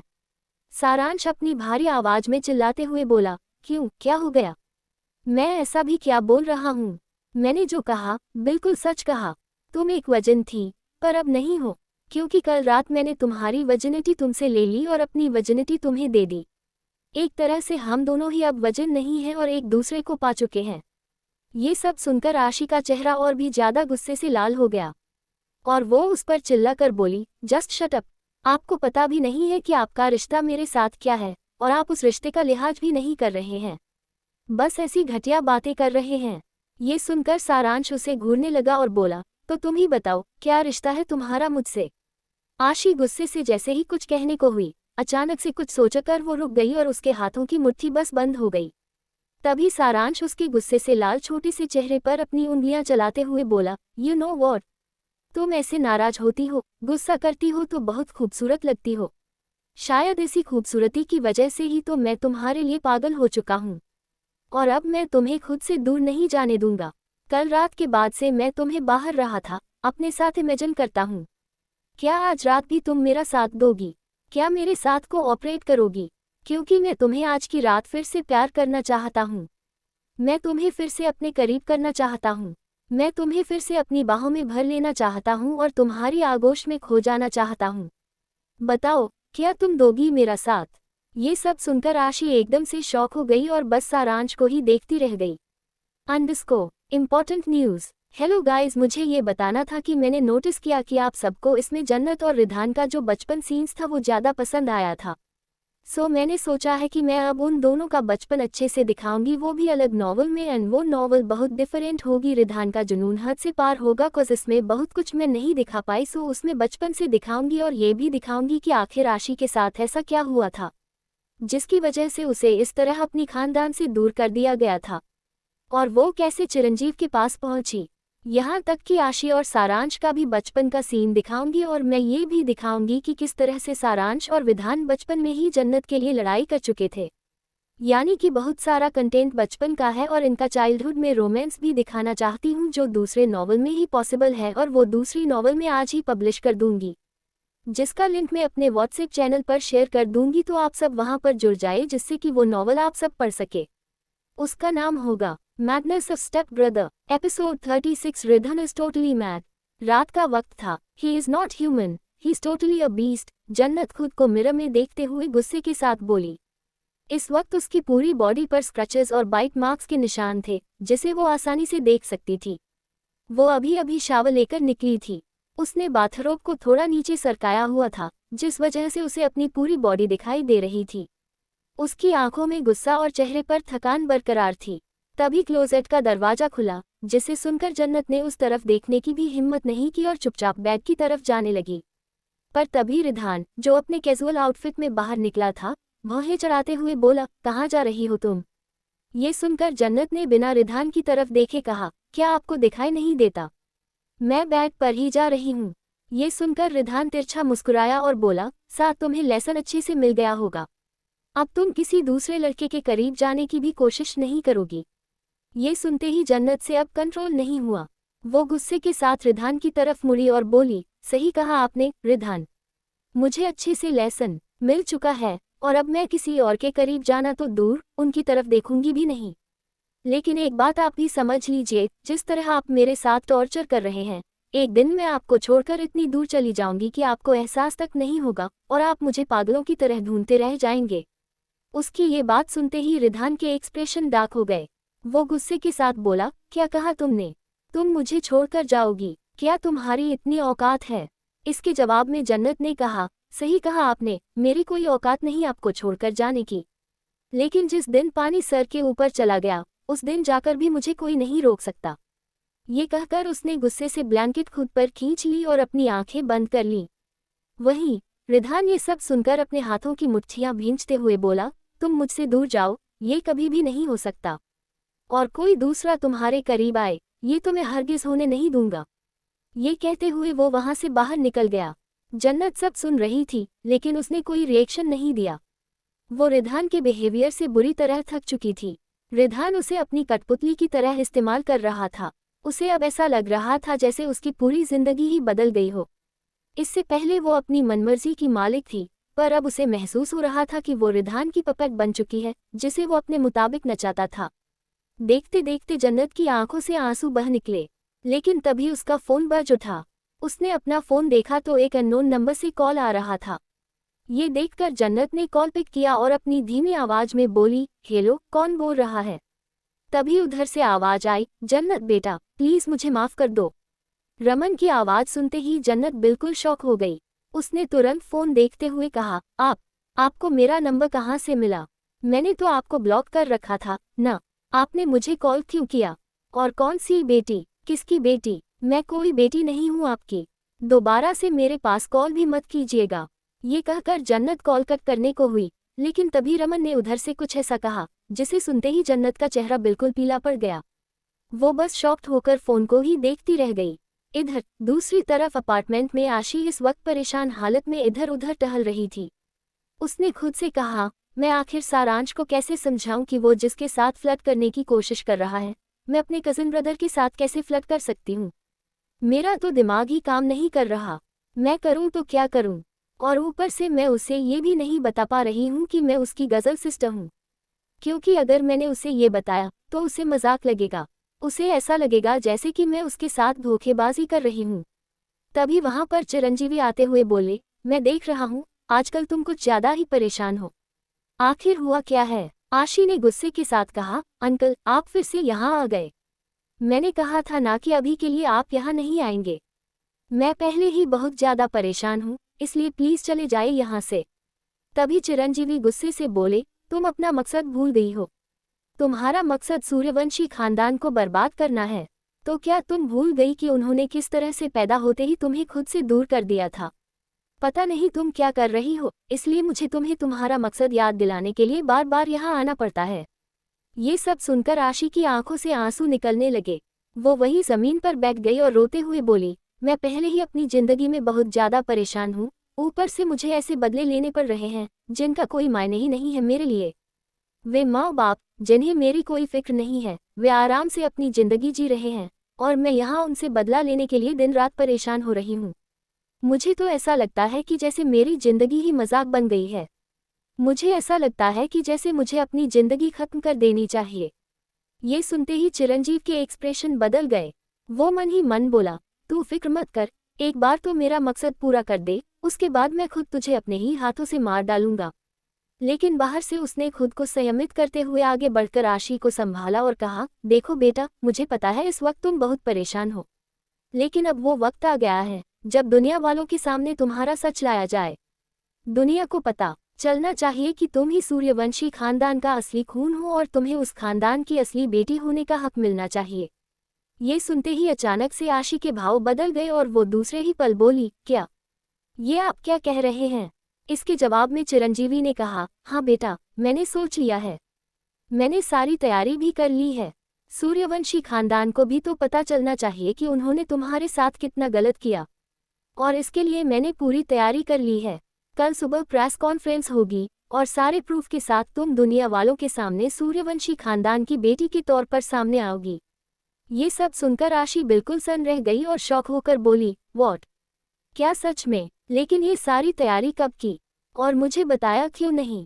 कम से कम आपको एक बार मुझसे पूछ लेना चाहिए था कि मैं अभी इसके लिए तैयार हूँ या नहीं। तभी चिरंजीवी गुस्से से बोले, तुम बहुत बार इसके लिए मना कर चुकी हो। मुझे नहीं पता तुम उन सब को लेकर अपने दिल में क्या सोचती हो, लेकिन मुझे तुम्हारी बहुत फिक्र है। मुझे अच्छी से पता है कि उन्होंने तुम्हारे साथ गलत किया है, इसलिए अब कल चुपचाप रेडी रहना। ये कहकर वो चला गया। इधर आशी सच में गहरे सोच में पड़ गई। रात के करीब 2 बज रहे थे जब कमरे का दरवाजा खुला और रिधान अंदर आया। बैग की तरफ उसकी नजर गई तो वो सीधे उसके पास आया। उसने ब्लैंकेट को धीरे से सरकाते हुए कहा, लिसन, मुझे तुमसे कुछ। लेकिन इसके आगे वो कुछ कह पाता उससे पहले उसकी नज़र खाली बैग पर गई। ब्लैंकेट वैसे ही वहां पड़ा हुआ था। खाली बैग को देखकर और वहां जन्नत को न पाकर रिधान के चेहरे के एक्सप्रेशंस बदल गए। वो अगले ही पल गुस्से से चिल्लाया, कहाँ गई तुम? अगर तुम मुझे छोड़कर जाने की कोशिश भी करोगी तो मैं तुम्हारी जान ले लूंगा। तुम मुझे ऐसे छोड़कर नहीं जा सकती। ये कहते हुए वो गुस्से से बाहर निकला और चिल्लाते हुए बोला, मॉम, डैड, कहाँ है मेरी बीवी? क्या आप दोनों ने उसे मुझसे दूर किया? मॉम, डैड, क्या आप दोनों को सुनाई नहीं दे रहा है? कहाँ है मेरी बीवी? भावना और तन्मय अचानक से रिधान के इस तरह चिल्लाने की आवाज़ सुनकर रूम से बाहर निकले। भावना ने जल्दी से कहा, क्या हुआ बेटा? तुम इतनी रात गए ऐसे चिल्ला क्यों रहे हो? सब कुछ ठीक तो है ना? तभी रिधान गुस्से से तन्मय की तरफ देखते हुए बोला, ये तो डैडी बताएंगे। ये सुनकर तन्मय गुस्से से बोले, क्या बकवास कर रहे हो तुम आधी रात को? आखिर मुझे क्या पता? तभी रिधान गुस्से से चिल्लाया, मेरी बीवी गायब है और अब आप बताएं कि वो कहाँ है, क्योंकि मुझे अच्छे से पता है आप ही ने उसके साथ कुछ ना कुछ किया है, क्योंकि एक आप ही हैं जिसको हम दोनों के रिश्ते से बहुत प्रॉब्लम है। और अगर मेरी बीवी नहीं मिली तो आप सोच भी नहीं सकते कि मैं आपकी बीवी के साथ क्या करूँगा। वहीं भावना भी बिल्कुल हैरान होकर रिधान को ही देखती रह गई। एपिसोड 37 रिधान की फीलिंग्स। भावना बिल्कुल शॉक्ड हो गई और दूसरे ही पल बोली, रिधान, क्या तुम पागल हो गए हो? तुम्हें पता भी है तुम क्या कह रहे हो? तन्मय की बीवी यानी मैं तुम्हारी माँ हूँ, तुम मेरे साथ क्या करोगे? तुम्हें शर्म नहीं है ये बात बोलते हुए? तभी रिधान गुस्से से पागल होते हुए बोला, तो मैं क्या करूं मॉम? आखिर आप सब मुझे समझते क्यों नहीं हैं? न आप समझती हैं, न डैड मुझे समझते हैं, और न ही वो लड़की मुझे समझती है। सबने मुझे पागल बनाकर रख दिया है। पहले आपने उसे मुझसे दूर करने की कोशिश की, फिर आप खुद मुझे छोड़कर चली गई। क्या मैं प्यार डिजर्व नहीं करता? क्या मेरे अंदर फीलिंग्स नहीं हैं? क्या उसे कुछ समझ नहीं आता? और मुझे अच्छे से पता है इस बार डेट नहीं, कुछ न कुछ किया है आपने। इसलिए डेट बताए मुझे, क्या किया है आपने? ये सब सुनकर तन्मय आगे बढ़े और तुरंत रिधान को अपने सीने से लगा लिया। आज उन्हें पहली बार एहसास हो रहा था कि उनका बेटा वाकई कहीं न कहीं परेशान हो चुका था, और वो शायद उनकी वजह से ही हुआ था। वो अपने बेटे को उस तरह से प्यार नहीं दे पाए जिस तरह से एक बाप को अपने बेटे को देना चाहिए था। तन्मय उसे अपने सीने से लगाकर उसे शांत करते हुए बोले, शांत हो जाओ, मुझे पता है तुम इस वक्त बहुत परेशान हो, लेकिन मैं सच कह रहा हूँ, मैं जन्नत के बारे में कुछ नहीं जानता, पर तुम फिक्र मत करो, मैं उसके बारे में पता लगाता हूँ, वो कहीं नहीं गई होगी। तभी भावना की आंखों से भी आंसू निकल आए। वो भी तुरंत रिधान के हाथ को पकड़कर बोली, हाँ बेटा, तुम फिक्र मत करो, हम जन्नत के बारे में पता लगाएंगे, और सच कह रही हूँ, मैं इस बार जन्नत से कुछ भी नहीं कहा, मुझे खुद भी एहसास नहीं कि वो अचानक से कहाँ चली गई। क्या आखिरी बार तुम दोनों के बीच कोई बात या बहस हुई थी? रिधान उन दोनों की बात सुन गहरी सांस लेकर बोला, नहीं, हम दोनों के बीच कोई बहस नहीं हुई थी, लेकिन वो जहाँ कहीं भी गई होगी, उसे मैं नहीं छोड़ूंगा, उसे इसकी सजा मिलेगी। तभी भावना ने कहा, तुम हर एक चीज में उसे सजा क्यों देते हो? क्या तुम्हें नहीं लगता कि वो इन सब की वजह से ही तुमसे दूर चली गई होगी? तुम्हें अब सब कुछ सोच समझ कर करना होगा, तुम उसके पति बन चुके हो। अगर तुम हर एक बात में उसे टॉर्चर करोगे, उसे सजा दोगे, उस प्यार से पेश नहीं आओगे, तो वो हमेशा तुमसे दूर ही जाएगी। तुम समझ रहे हो ना मैं क्या कह रही हूँ? सुनकर रिधान गुस्से से बोला, तो वो मुझे अंडरएस्टिमेट क्यों करती है? क्यों मुझे छोड़कर चली जाती है? क्या उसे मेरा प्यार दिखाई नहीं देता? क्या उसे समझ नहीं आता कि मैं कितना ज्यादा पागल हो चुका हूँ उसके लिए? भावना एक दूसरे को देखने लगे। उन्हें अच्छे से पता था कि उनका बेटा वाकई जन्नत के लिए बिल्कुल पागल था, और वो इस बात से इनकार नहीं कर सकते थे। तभी तन्मय गहरी सांस लेकर कहा, बेटा, मैं तुम्हारी बात अच्छे से समझता हूँ, तुम फिक्र मत करो, मैं अभी जन्नत के बारे में पता लगाता हूँ। ये सुनकर गुस्से से रिधान बाहर जाते हुए बोला, कोई जरूरत नहीं है, वो मेरी बीवी है और मैं अपनी बीवी को खुद ढूंढ लूंगा। ये कहकर वो चला गया और इधर तन्मय और भावना एक दूसरे को देखने लगे। तभी भावना ने कहा, जन्नत कहाँ गई हो? मुझे बहुत डर लग रहा है। तभी तन्मय वहां से जाते हुए बोले, तुम फिक्र मत करो, मैं अभी उसके बारे में पता लगाने जा रहा हूँ। इधर दूसरी तरफ हॉस्पिटल में स्ट्रेचर पर इस वक्त रमन लेटा हुआ था, और रमन के हाथ को पकड़कर जन्नत थी, जो जल्दबाजी के साथ अस्पताल के अंदर चल रही थी। उसकी आंखों से लगातार आंसू गिर रहे थे और रमन अपनी आंखें बंद किए लंबी लंबी सांस ले रहा था। तभी जन्नत रोते हुए बोली, प्लीज जाकर खोलिए, आपको कुछ नहीं हो सकता, प्लीज प्लीज रिक्वेस्ट कर रही हूँ, प्लीज जाकर खोलिए। आज तक मुझे अपने असली डैडी का प्यार नहीं मिला, और जब मुझे पता चला कि आप मेरा असली डैडी हो, तो आपको ऐसा कैसे हो सकता है? आप मुझे छोड़कर ऐसे नहीं जा सकते, आपको कुछ नहीं होने दूंगी, प्लीज आप जाकर खोलिए। लेकिन रमन काफी लंबी लंबी सांस ले रहा था। तभी इमरजेंसी वार्ड के अंदर रमन को ले जाया जाने लगा। जन्नत भी उसके साथ जाने लगी, तो डॉक्टर ने उसे मना करते हुए कहा, आप अंदर नहीं जा सकती, प्लीज आप बाहर ही रुकिए। जन्नत की आंखों से आंसू निकल रहे थे। उसने तुरंत कहा, नहीं, मुझे जाना है, वो मेरे डैडी हैं, उन्हें क्या हुआ है? मुझे उनके साथ जाना है, प्लीज मुझे अंदर जाने दीजिए। पर तभी डॉक्टर ने कहा, जी नहीं, आप अंदर नहीं जा सकती, और हमें पहले उनका चेकअप करने दीजिए, उसके बाद हम बता पाएंगे कि उन्हें क्या हुआ है। ये कहकर उन्होंने इमरजेंसी वार्ड का दरवाजा बंद कर दिया और जन्नत बाहर खड़ी रह गई। उसकी आंखों से अभी भी आंसू निकल रहे थे और वो खुद से बोली, अगर आज डैडी को कुछ हुआ तो मैं खुद को माफ नहीं कर पाऊंगी, क्योंकि वो पिछले कुछ दिनों से लगातार मुझसे बात करने की कोशिश कर रहे थे। वो मुझे कुछ बताना चाह रहे थे, पर एक मैं ही थी जो उनसे नाराज होकर बैठी थी। और अब अगर उन्हें कुछ हुआ तो मैं क्या करूंगी? नहीं, मैं उन्हें कुछ नहीं होने दूंगी, वो मेरे डैडी हैं, मैं उनका खून हूँ। असलियत में वही मेरा परिवार है। दुनिया मुझे पता नहीं किस किस नाम से बुलाती है। जब से उन्हें पता चला कि मैं सूर्यवंशी खानदान की बेटी नहीं हूँ, तब से वो मुझे अलग नजरिए से देखते थे। लेकिन जब से मुझे पता चला कि रमन अंकल ही मेरे डैड थे, तब से मुझे कुछ सुकून सा मिल गया था। मुझे ऐसा लग रहा था जैसे कि मुझे मेरी जिंदगी वापस मिल गई, पर अब मैं अपने डैडी को खुद से दूर नहीं जाने दूंगी। ये कहकर वो रोने लगी। तभी उसका फोन फिर से बज उठा। लगातार उसका फोन बज रहा था, पर इस बार जब उसने कॉल देखा तो गुस्से के साथ बोली, रिधान, आकर मुझे क्यों परेशान कर रहे हैं? मैं इनसे बात नहीं करना चाहती, तो ये क्यों मेरा पीछा नहीं छोड़ते? ये कहकर उसने इस बार फोन को ही स्विच ऑफ कर दिया और जाकर बेंच पर बैठ गई। इस वक्त उसका दिमाग पूरा ब्लैंक हो गया था। उसे कुछ भी समझ नहीं आ रहा था कि वो क्या करे और क्या नहीं। पर तभी वहां सारांश जल्दबाजी के साथ आया और बोला, व्हाट हैपन? क्या हुआ है? तुम इतनी घबराई हुई क्यों हो? सब कुछ ठीक है ना? तभी जन्नत तुरंत सारांश के सीने से लगकर बोली, सारांश भाई, मेरे डैडी को अचानक से पता नहीं क्या हो गया, मुझे कुछ समझ नहीं आया। मेरे पास आपके अलावा और कोई ऐसा नहीं बचा जिसके ऊपर मैं यकीन कर सकूं। इसलिए मुझे आपको बुलाना पड़ा। प्लीज डॉक्टर से बात कीजिए, वो मुझे कुछ पता नहीं रहा है। तभी सारांश ने उसे चुप कराते हुए कहा, तुम शांत हो जाओ, अंकल को कुछ नहीं होगा, मैं अभी डॉक्टर से बात करता हूँ, तब तक तुम मेरा इंतजार करो। ये कहकर सारांश सीधे डॉक्टर की तरफ बढ़ गया। तो वही जन्नत वापस से बैठ गई। सारांश के आने की वजह से उसे कुछ सुकून मिल रहा था। वो इस वक्त सिर्फ शराब की हेल्प ले सकती थी, क्योंकि वो अभी भी भावना और तन्मय से इस बात के लिए नाराज थी कि उन्होंने रमन की सच्चाई उसे नहीं बताई थी, और वो रिधान से तो बिल्कुल भी हेल्प नहीं लेना चाहती थी। वो वहीं पर बैठी सराज के वापस आने का इंतजार करने लगी। पर तभी एक भारी आवाज उसके कान में गई, तुम्हें क्या लगा, तुम फोन स्विच ऑफ कर दो तो मुझसे बचकर निकल जाओगी।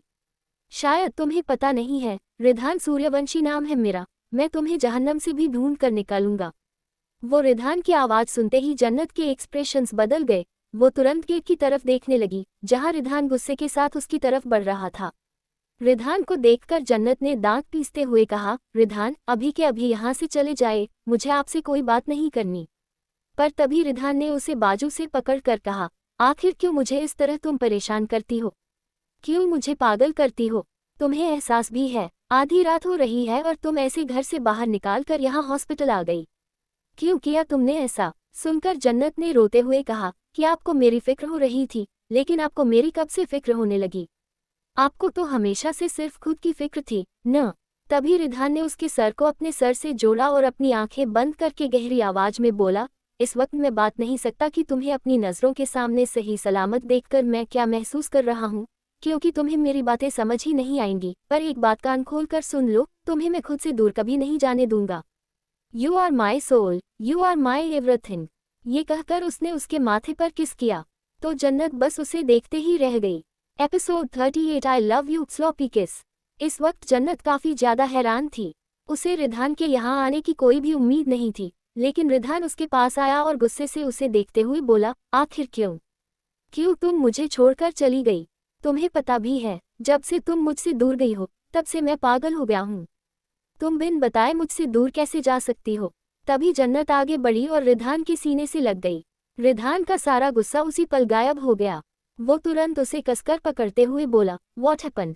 क्या हुआ तुम्हें? तुम रो क्यों रही हो? तभी जन्नत ने सिसकते हुए कहा, रिधान, मेरे डैडी को हार्ट अटैक आया है। मुझे कुछ समझ नहीं आ रहा है। मुझे बहुत डर लग रहा है। मैं उन्हें खोना नहीं चाहती।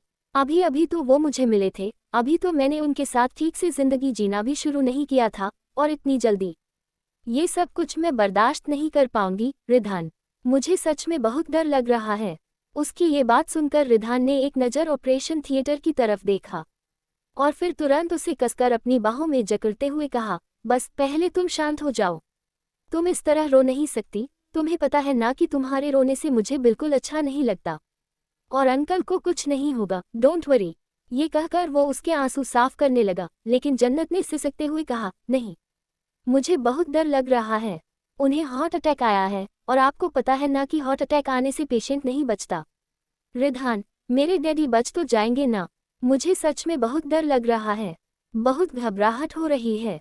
तभी रिधान ने उसके माथे पर अपने होंठ रखे और उसे स्लॉपी किस करते हुए बोला, शांत हो जाओ।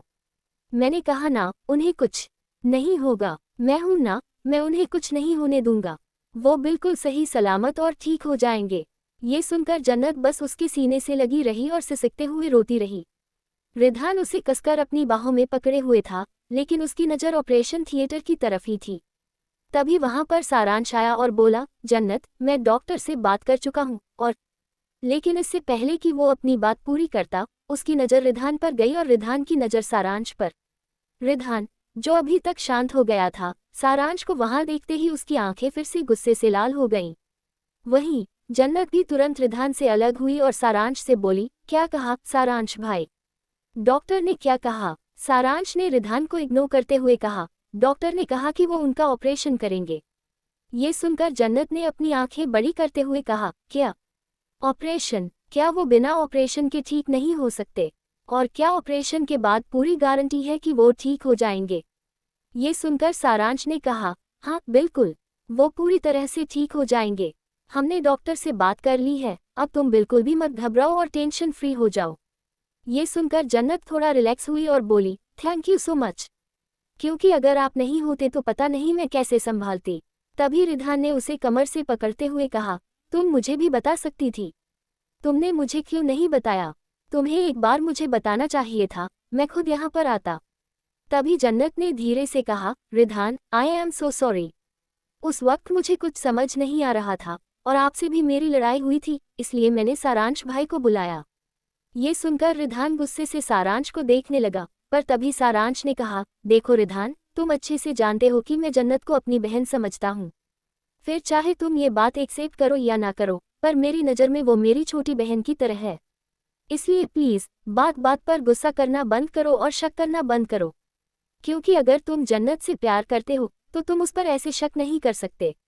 तभी गुस्से के साथ रिधान ने कहा, अब मैं अपनी बीवी के पास आ गया हूँ, तुम यहाँ से जा सकते हो।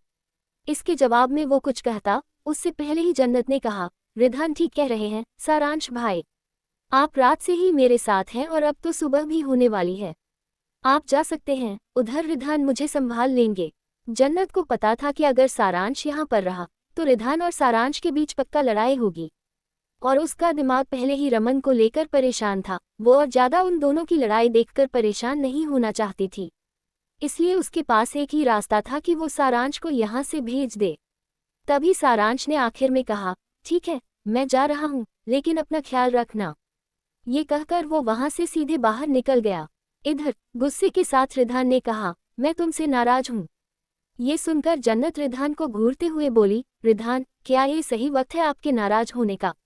रिधान गुस्से से बोला, तो तुमने उसे यहाँ पर क्यों बुलाया था? तुम मुझे बुला सकती थी। बेशक हमारे बीच लड़ाई हुई थी, पर तुम्हें पता है ना कि मैं तुम्हारे लिए कितना परेशान हो जाता हूँ। अगर मैं नहीं आता तो तुम्हें पता भी चलता कि मैं कितना परेशान होता हूँ। ये कहकर उसने फिर से उसे अपने सीने से लगा लिया। जन्नत ने भी अपनी आंखें बंद कर लीं। वो इस बात से इनकार नहीं कर सकती थी कि रिधान जितना उसे दर्द देता था उतना ही सुकून भी उसी के पास मिलता था, इसलिए वो बस अपनी आंखें बंद किए उसके सीने से लगी रही। रिधान उसके बालों में हाथ फेरने लगा, लेकिन कुछ ही देर में उसे जन्नत की गर्म सांसें महसूस हुईं। रिधान ने जब ये महसूस किया तो उसने अपना सिर नीचे झुकाया। जन्नत का छोटा सा चेहरा उसके सीने में छुपा हुआ था और वो इस वक्त गहरी नींद में सो रही थी। ये देखकर रिधान हल्के से मुस्कुरा दिया। उसने उसे अपनी गोद में उठाया तो जन्नत पूरी तरह से उसकी बाहों में समा गई। रिधान उसे लेकर सीधे वहां के एक प्राइवेट केबिन में गया। उसने उसे आराम से सुलाया और जाने के लिए मुड़ा, लेकिन इस वक्त जन्नत की छोटी सी मुट्ठी उसकी स्लीव्स को पकड़े हुए थी। रिधान एक पल के लिए रुका, फिर पीछे मुड़ा और उसके माथे पर एक हल्की किस करते हुए बोला, आई रियली लव यू। मुझे नहीं पता कब से, पर जब से तुम्हें देखा है तब से आई रियली लव यू। ये कहकर उसने धीरे से उसके लिप्स पर भी पैक किया और वहां से बाहर निकल गया।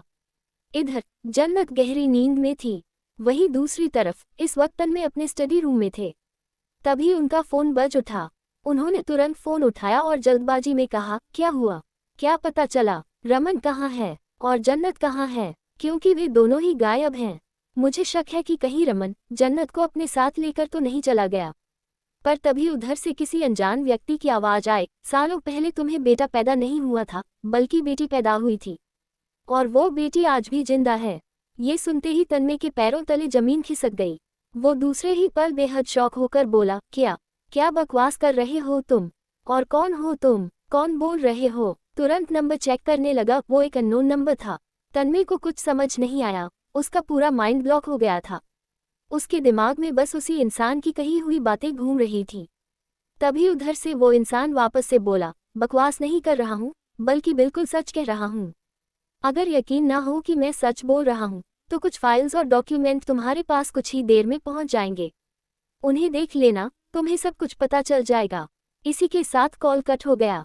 तन्मय धम्म से अपनी जगह पर बैठ गया और अपना सिर पकड़ते हुए बड़बड़ाया, ये सब क्या है?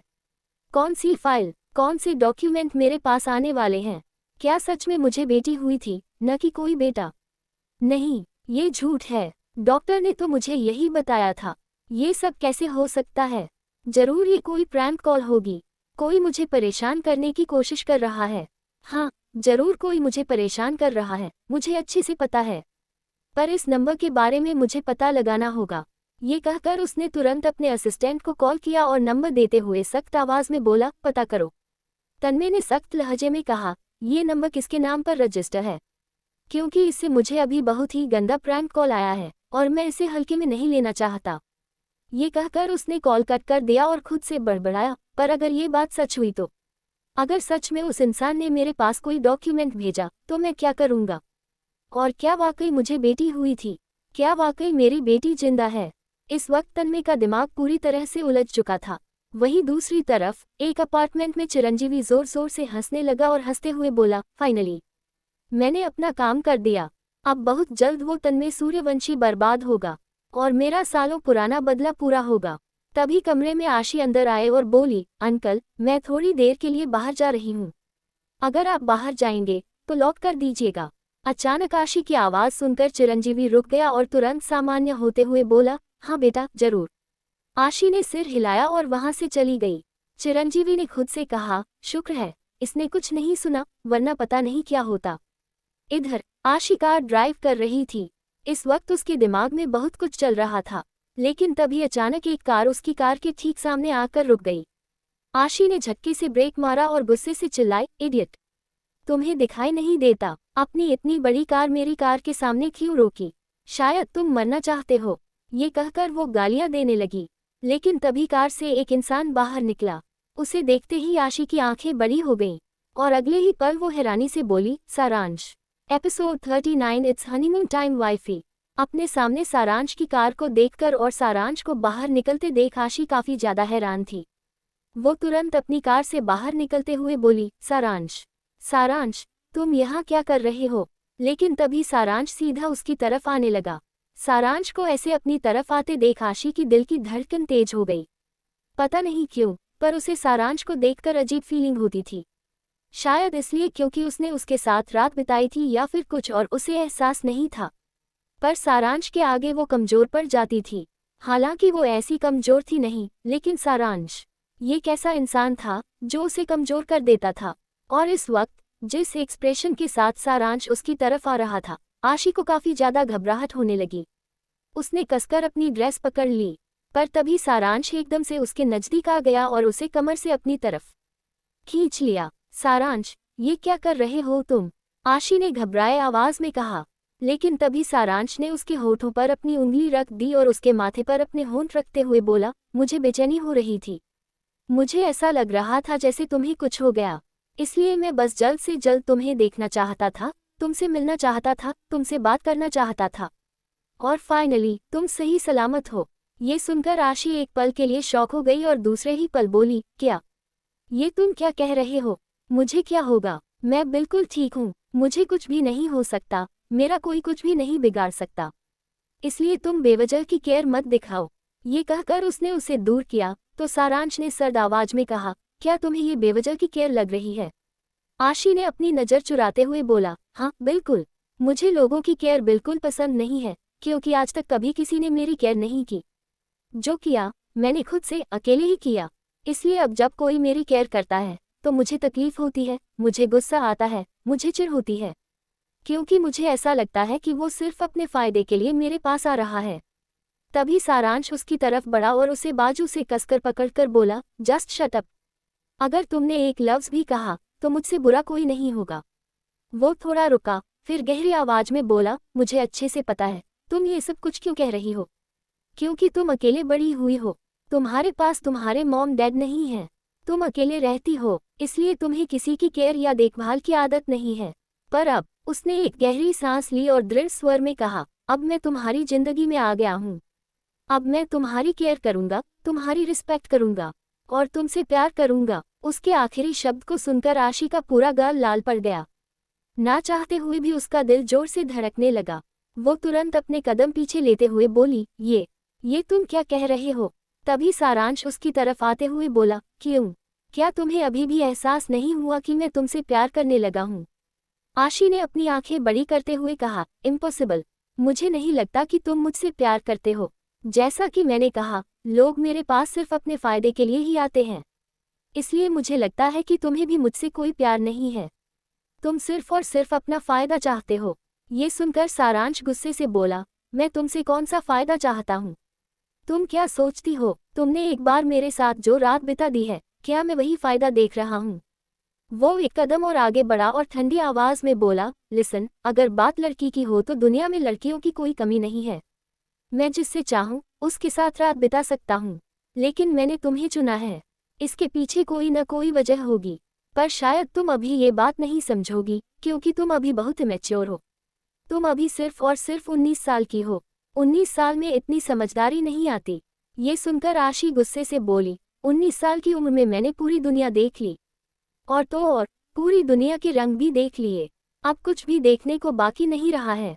मुझे नहीं लगता कि मैं मैच्योर हूँ, क्योंकि मुझसे ज़्यादा मैच्योर तो कोई हो ही नहीं सकता। मैंने जितना टॉलरेट किया है, वो दुनिया की कोई दूसरी लड़की सहन नहीं कर सकती। सारांश उसे ध्यान से देखते हुए बोला, आखिर ऐसा क्या किया है तुमने? क्या हुआ है? बताओ मुझे। ये सुनकर आशी की आंखों में, ना चाहते हुए भी, आंसू आ गए। वो कुछ भी नहीं बता सकती थी। वो नहीं बता सकती थी कि उसने अपने ये 19 साल किस तरह बिताए हैं। माँ बाप के होते हुए भी उनसे दूर रहना बहुत बड़ी बात होती है, खासकर एक लड़की के लिए। क्योंकि एक लड़की काफ़ी ज़्यादा इमोशनल और सेंसिटिव होती है। पर इमोशनल और सेंसिटिव होने के बजाय माँ बाप की दूरी ने उसे पत्थरदिल बना दिया था, इतना कि अब वो चाहकर भी पिघल नहीं सकती थी। सारांश ने उसकी आंखों में आंसू देखे तो नीचे झुका और अपने हाथों से उसके आंसू साफ करते हुए बोला, मुझे पता है तुम्हारा अतीत काफ़ी बुरा रहा होगा, इसलिए तुम ऐसे रो रही हो। लेकिन मैं वादा करता हूँ, तुम्हारे अतीत को तो मैं बदल नहीं सकता, पर तुम्हारा आज और तुम्हारा फ्यूचर जरूर बदल सकता हूँ। प्लीज़ मुझे एक्सेप्ट कर लो। मैं तुम्हें वाकई खुशी दूंगा, तुम्हें वो सारी खुशियाँ दूंगा जो तुम डिजर्व करती हो। पता नहीं क्यों, पर सारांश की बातों को सुनकर और उसकी आंखों में देखकर आशी को एक सच्चाई नजर आ रही थी। उसे ऐसा लग रहा था जैसे उसे सारांश पर यकीन करना चाहिए। ऐसा एहसास उसे आज तक किसी के लिए नहीं हुआ था। यहाँ तक कि चिरंजीवी उसके साथ इतने सालों तक था, लेकिन उसके लिए भी उसे ऐसा फील नहीं हुआ था जैसा सारांश के लिए हो रहा था। तभी सारांश ने उसे अपने सीने से लगा लिया और बोला, तुम अभी शायद कुछ भी समझने की कंडीशन में नहीं हो। कोई बात नहीं, तो मेरी बाहों में आओ, तुम्हें रिलीफ मिलेगा।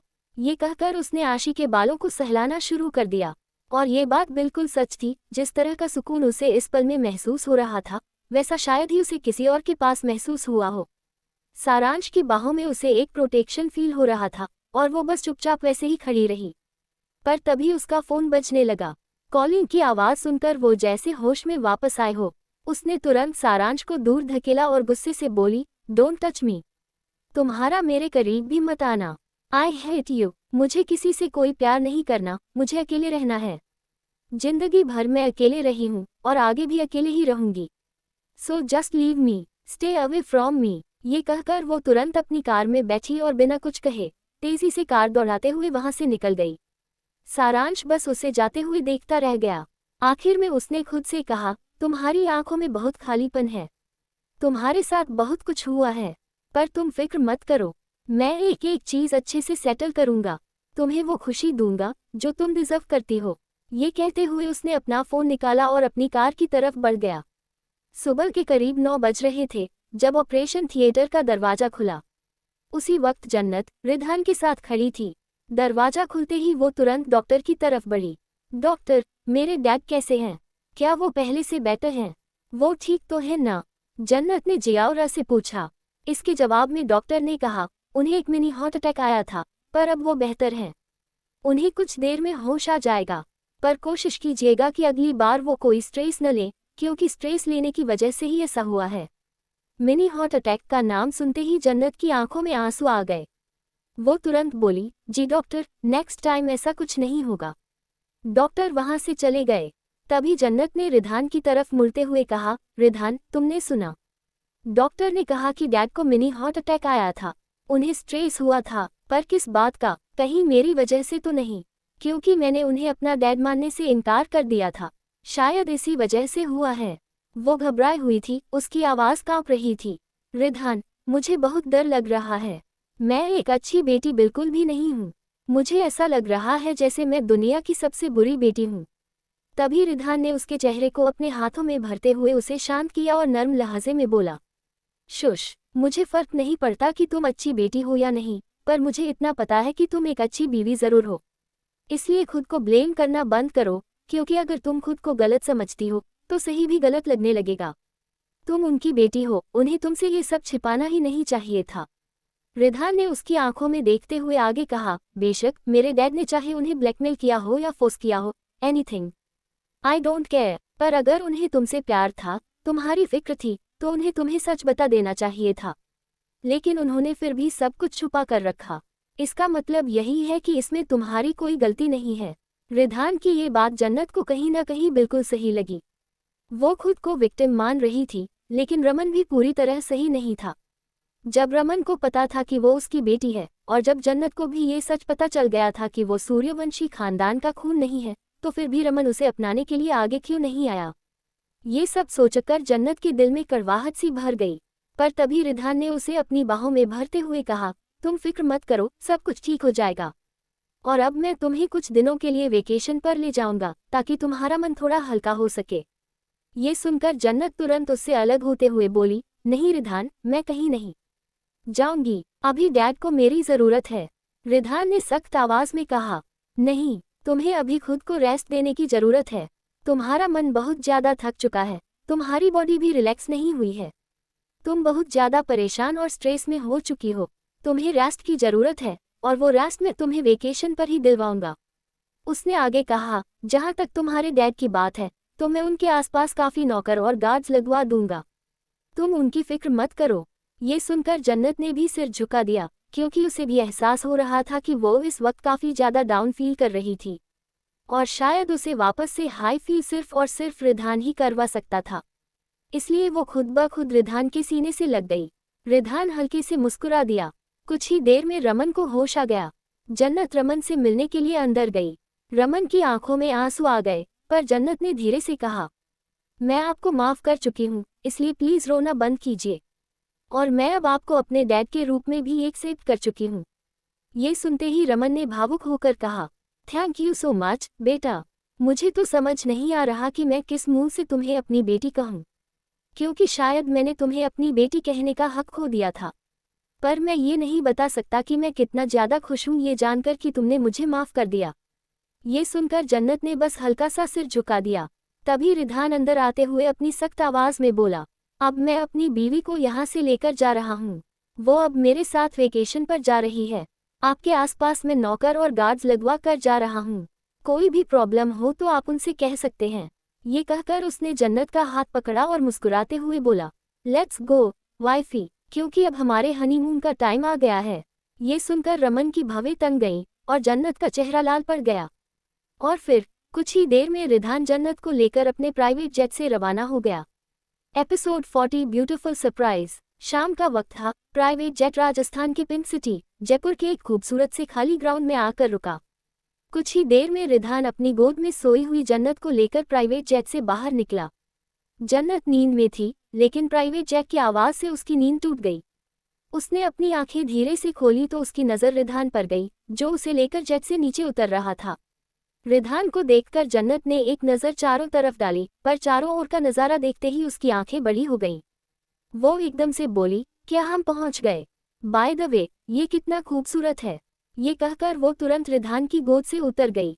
रिधान उसे घूरने लगा और फिर गुस्से से प्राइवेट जेट को देखते हुए बोला, अगर तुम इंसान होते तो मैं अभी के अभी तुम्हें जान से मार देता, क्योंकि सिर्फ तुम्हारी आवाज से मेरी बीवी मेरी गोद से नीचे उतर गई। आसपास खड़े गार्ड को इस वक्त रिधान किसी सनकी से कम नहीं लग रहा था, जो एक प्राइवेट जेट पर इतना गुस्सा दिखा रहा था। लेकिन किसी ने कुछ भी कहने की हिम्मत नहीं की, बस सबने अपना सिर नीचे झुका लिया। इधर जन्नत बेहद खुशी के साथ चारों तरफ देखते हुए बोली, ओ माय गॉड, हम कहाँ पर हैं? और ये इतनी खूबसूरत जगह कौन सी है? लेकिन कुछ भी हो, ये जगह बहुत ही ज्यादा खूबसूरत है। तभी रिधान ने पीछे से उसे कमर से पकड़कर कहा, do you like it wifey? जन्नत ने स्माइल के साथ कहा, वेरी मच।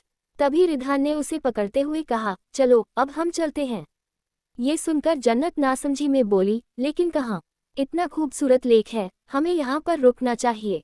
तभी रिधान ने कहा, ये लेक कहीं नहीं जा रहा है, क्योंकि हम भी यही रहने वाले हैं, इसलिए चलो। ये सुनकर जन्नत ने अपनी आंखें बड़ी करके कहा, सीरियसली? हम यहाँ कहाँ रहेंगे? यहाँ तो सिर्फ एक लेक है और चारों तरफ बस जंगल ही दिखाई दे रहा है। बाय द वे, हम किस जगह पर आए हैं और आप मुझे कुछ बताते क्यों नहीं? तभी रिधान ने उसे घूरते हुए कहा, तुम बहुत सवाल करती हो। जन्नत मुंह बनाते हुए चुप हो गई। रिधान ने उसका हाथ पकड़ा और उसे जंगल के अंदर की तरफ ले जाने लगा। ये देखकर जन्नत थोड़ी डरते हुए बोली, रिधान सच सच बताए, आप मुझे जंगल में क्यों लेकर जा रहे हैं? रिधान ने उसके चेहरे को देखा। जन्नत के चेहरे पर डर था, जिसे देखकर रिधान तिरछा मुस्कुराया और बोला, कहीं तुम्हें ऐसा तो नहीं लग रहा कि मैं तुम्हें जंगल में ले जाकर तुम्हारे साथ मंगल करने वाला हूँ? रिधान की ऐसी टीचिंग भरी बातें सुनकर जन्नत ने उसके सीने पर मारते हुए कहा, रिधान स्टॉप इट। मुझे पता है, आप मुझे करने तो नहीं देंगे। रिधान उसके हाथ पर किस करते हुए बोला, तो फिर तुम्हें डर किस बात का लग रहा है? जन्नत ने मुंह बनाकर कहा, पता नहीं क्यों, पर मुझे कभी कभी आपसे बहुत डर लगता है। रिधान ये सुनकर रुक गया। जन्नत फिर रिधान को देखने लगी। रिधान कुछ सेकंड तक उसे देखता रहा और फिर उसके गालों पर निबलिंग करते हुए बोला, यू नो वॉट, तुम्हें मुझसे डरना ही चाहिए। पर फिलहाल के लिए तुम डरो मत, क्योंकि मैं यहाँ तुम्हें मरने नहीं लाया, बल्कि तुम्हें खुद पता चल जाएगा। ये कहकर वो उसे अंदर की तरफ लेकर जाने लगा। जन्नत आसपास देखते हुए बोली, वैसे ये जगह तो काफी खूबसूरत और शांत है। यहाँ एक परफेक्ट लाइफ बिताई जा सकती है, पर मुझे समझ नहीं आ रहा है कि आपको कब से ऐसी जगह पसंद आने लगी। मुझे तो लग रहा था कि आप मुझे कहीं आउट ऑफ कंट्री लेकर जाएंगे, पर ये तो मुझे ऐसा लग रहा है जैसे हम इंडिया में ही कहीं हैं। तभी रिधान एक जगह आकर रुक गया। जन्नत, जो खुद से ही बात कर रही थी, खुद भी रुक गई और बोली, अब क्या हुआ? अब आप क्यों रुक गए? तभी रिधान ने उसका हाथ छोड़ दिया और सामने की तरफ जाने लगा। जन्नत कंफ्यूजन में सामने देखने लगी, पर तभी उसका मुंह खुला का खुला रह गया और वो तुरंत शॉक होकर बोली, ओ माय गॉड! जंगल के बीचों बीच, झील के किनारे इतना सुंदर और खूबसूरत कॉटेज। ये तो सच में किसी फिल्म की शूटिंग जैसा लग रहा है। रिधान उसकी बात सुन हल्के से मुस्कुरा दिया। उसने अपनी पॉकेट से की निकाली और कॉटेज के दरवाजे को खोलने लगा। तभी जन्नत खुशी के साथ रिधान के पास आए और बोली, रिधान, क्या पक्का हम यहीं रहने वाले हैं? क्योंकि मैं बता नहीं सकती कि मैं कितनी ज्यादा खुश हूँ। ये जगह मेरे ड्रीम प्लेस की तरह लग रही है। तभी रिधान ने दरवाजा खोला और जन्नत का मुंह फिर से खुला का खुला रह गया। अंदर का डेकोरेशन और इंटीरियर डिजाइन बहुत ही ज्यादा खूबसूरत था। जन्नत एक्साइटमेंट के साथ अंदर की तरफ दौड़ते हुए बोली, ओ माय गॉड! मैं आज से पहले इतना सुंदर और डेकोरेटेड कॉटेज कभी नहीं देखी। रिधान, क्या ये कॉटेज आपने स्पेशली बनवाया है? क्या आप मुझे खुश करना चाहते थे? रिधान ये सुनकर दरवाजे से टिककर खड़ा हो गया और गहरी सांस लेकर उसे देखने लगा। जन्नत ने वापस से कहा, रिधान, क्या हुआ? कुछ जवाब क्यों नहीं दे रहे? क्योंकि आप इतने एस्थेटिक नहीं लगते कि ऐसी चीज करेंगे, क्योंकि आप बहुत बोरिंग हैं। तो जल्दी जल्दी बताए, ये सब कुछ आपने कैसे और क्यों किया? तभी रिधान ने कहा, तुम्हें पता है, तुम्हारे मॉम डैड ने भागकर शादी की थी। अचानक ये बात सुनकर जन्नत नासमझी में बोली, मैं आपसे क्या बात कर रही हूँ और आप ये क्या बकवास कर रहे हैं? तभी रिधान आगे बोला, मेरी मॉम की फैमिली उनके रिश्ते से खुश नहीं थी, क्योंकि मेरे डैड के पास कुछ भी नहीं था। एक तरह से वो बहुत गरीब थे। ये सुनकर जन्नत खामोश हो गई। उसे ये सब वाकई नहीं पता था, क्योंकि उसने हमेशा से अमीरी देखी थी। उसे ये नहीं पता था कि वाकई तन में पहले गरीब था। तभी रिधान उसकी तरफ आते हुए बोला, मेरे डैड बहुत गरीब थे, लेकिन मेरी मॉम ने उनकी गरीबी को पूरी तरह इग्नोर किया और उनसे प्यार किया। पर मेरी मॉम की फैमिली काफ़ी ज़्यादा अमीर थी और वे मेरे गरीब डैड को एक्सेप्ट नहीं करना चाहते थे। पर इस बीच मॉम प्रेग्नेंट हो गई थी और वो बच्चा में ही था। डैड उस वक्त सिर्फ एक छोटी सी जॉब करते थे और उस छोटी सी जॉब में भी वे मॉम की और मेरी जिम्मेदारी उठाने के लिए तैयार हो गए थे। वे मेरी मॉम की फैमिली के पास भी गए थे, उनसे बात भी की थी। इनफैक्ट मॉम के लिए उन्होंने उनके आगे गिड़गिड़ाया भी था। पर मेरी मॉम की फैमिली ने उन्हें गरीब कहकर घर से बाहर निकाल दिया था। डैड को लगा कि शायद अब मॉम भी मुझे अवॉइड कर देंगी और दूसरी शादी कर लेंगी, पर मॉम ने ऐसा नहीं किया। तभी जन्नत धीरे से बोली, तो क्या मॉम अपने घर से भाग गई थी, वो भी डैड के साथ? रिधान ने कहा, एग्जैक्टली, मॉम डैड के साथ घर से भाग गई थी। मॉम की फैमिली ने उन्हें बहुत रोकने की कोशिश की, पर डैड मॉम को सबसे दूर, सबसे पहले इसी जगह लेकर आए थे। ये सुनते ही जन्नत एकदम से शॉक हो गई। वो तुरंत आसपास देखने लगी। उसे एहसास भी नहीं था कि वो उसी जगह पर खड़ी है जहां तन्मय और भावना तब थे जब रिधान उनकी कोख में था। रिधान आसपास देखते हुए बोला, उस वक्त मैं मॉम के पेट में था। जैसी बातें मुझे सब नहीं पता होंगी, पर जैसे जैसे दिन बीतते गए मॉम ने डैड को सपोर्ट किया। डैड ने अपने दम पर आज बहुत कुछ हासिल कर लिया, और फिर जब मैं इस दुनिया में आया, बड़ा हुआ, तो वे मुझे इस जगह पर लेकर आए थे। उन्होंने मुझे अपने बारे में सब कुछ बताया था। उन्होंने ये भी कहा था कि ये जगह उनके लिए बहुत खास है। और तब उन्होंने मुझे इस कॉटेज की चाबी दी थी और कहा था कि अब मैं ही इस कॉटेज का ध्यान रखूंगा। उनकी स्टोरी सुनकर मैं काफ़ी ज़्यादा अटैच हो गया था, इसलिए मैंने इस कॉटेज का ध्यान रखा। और आज मैं तुम्हें फाइनली इस कॉटेज में लेकर आया हूँ, क्योंकि मुझे आज फाइनली एहसास हो गया है कि मैं तुम्हारे बिना नहीं जी सकता। जिस तरह का एहसास मेरी मॉम को हुआ था और वे अपनी फैमिली को छोड़कर डैड के साथ आई थी, बिल्कुल उसी तरह अब मुझे भी एहसास हो गया है कि मैं भी तुम्हारे बिना नहीं रह सकता। ये सब सुनकर ना चाहते हुए भी जन्नत की आंखों में आंसू आ गए। उसे सच में आज तन्मय और भावना के बारे में सोचकर बहुत प्राउड फील हो रहा था।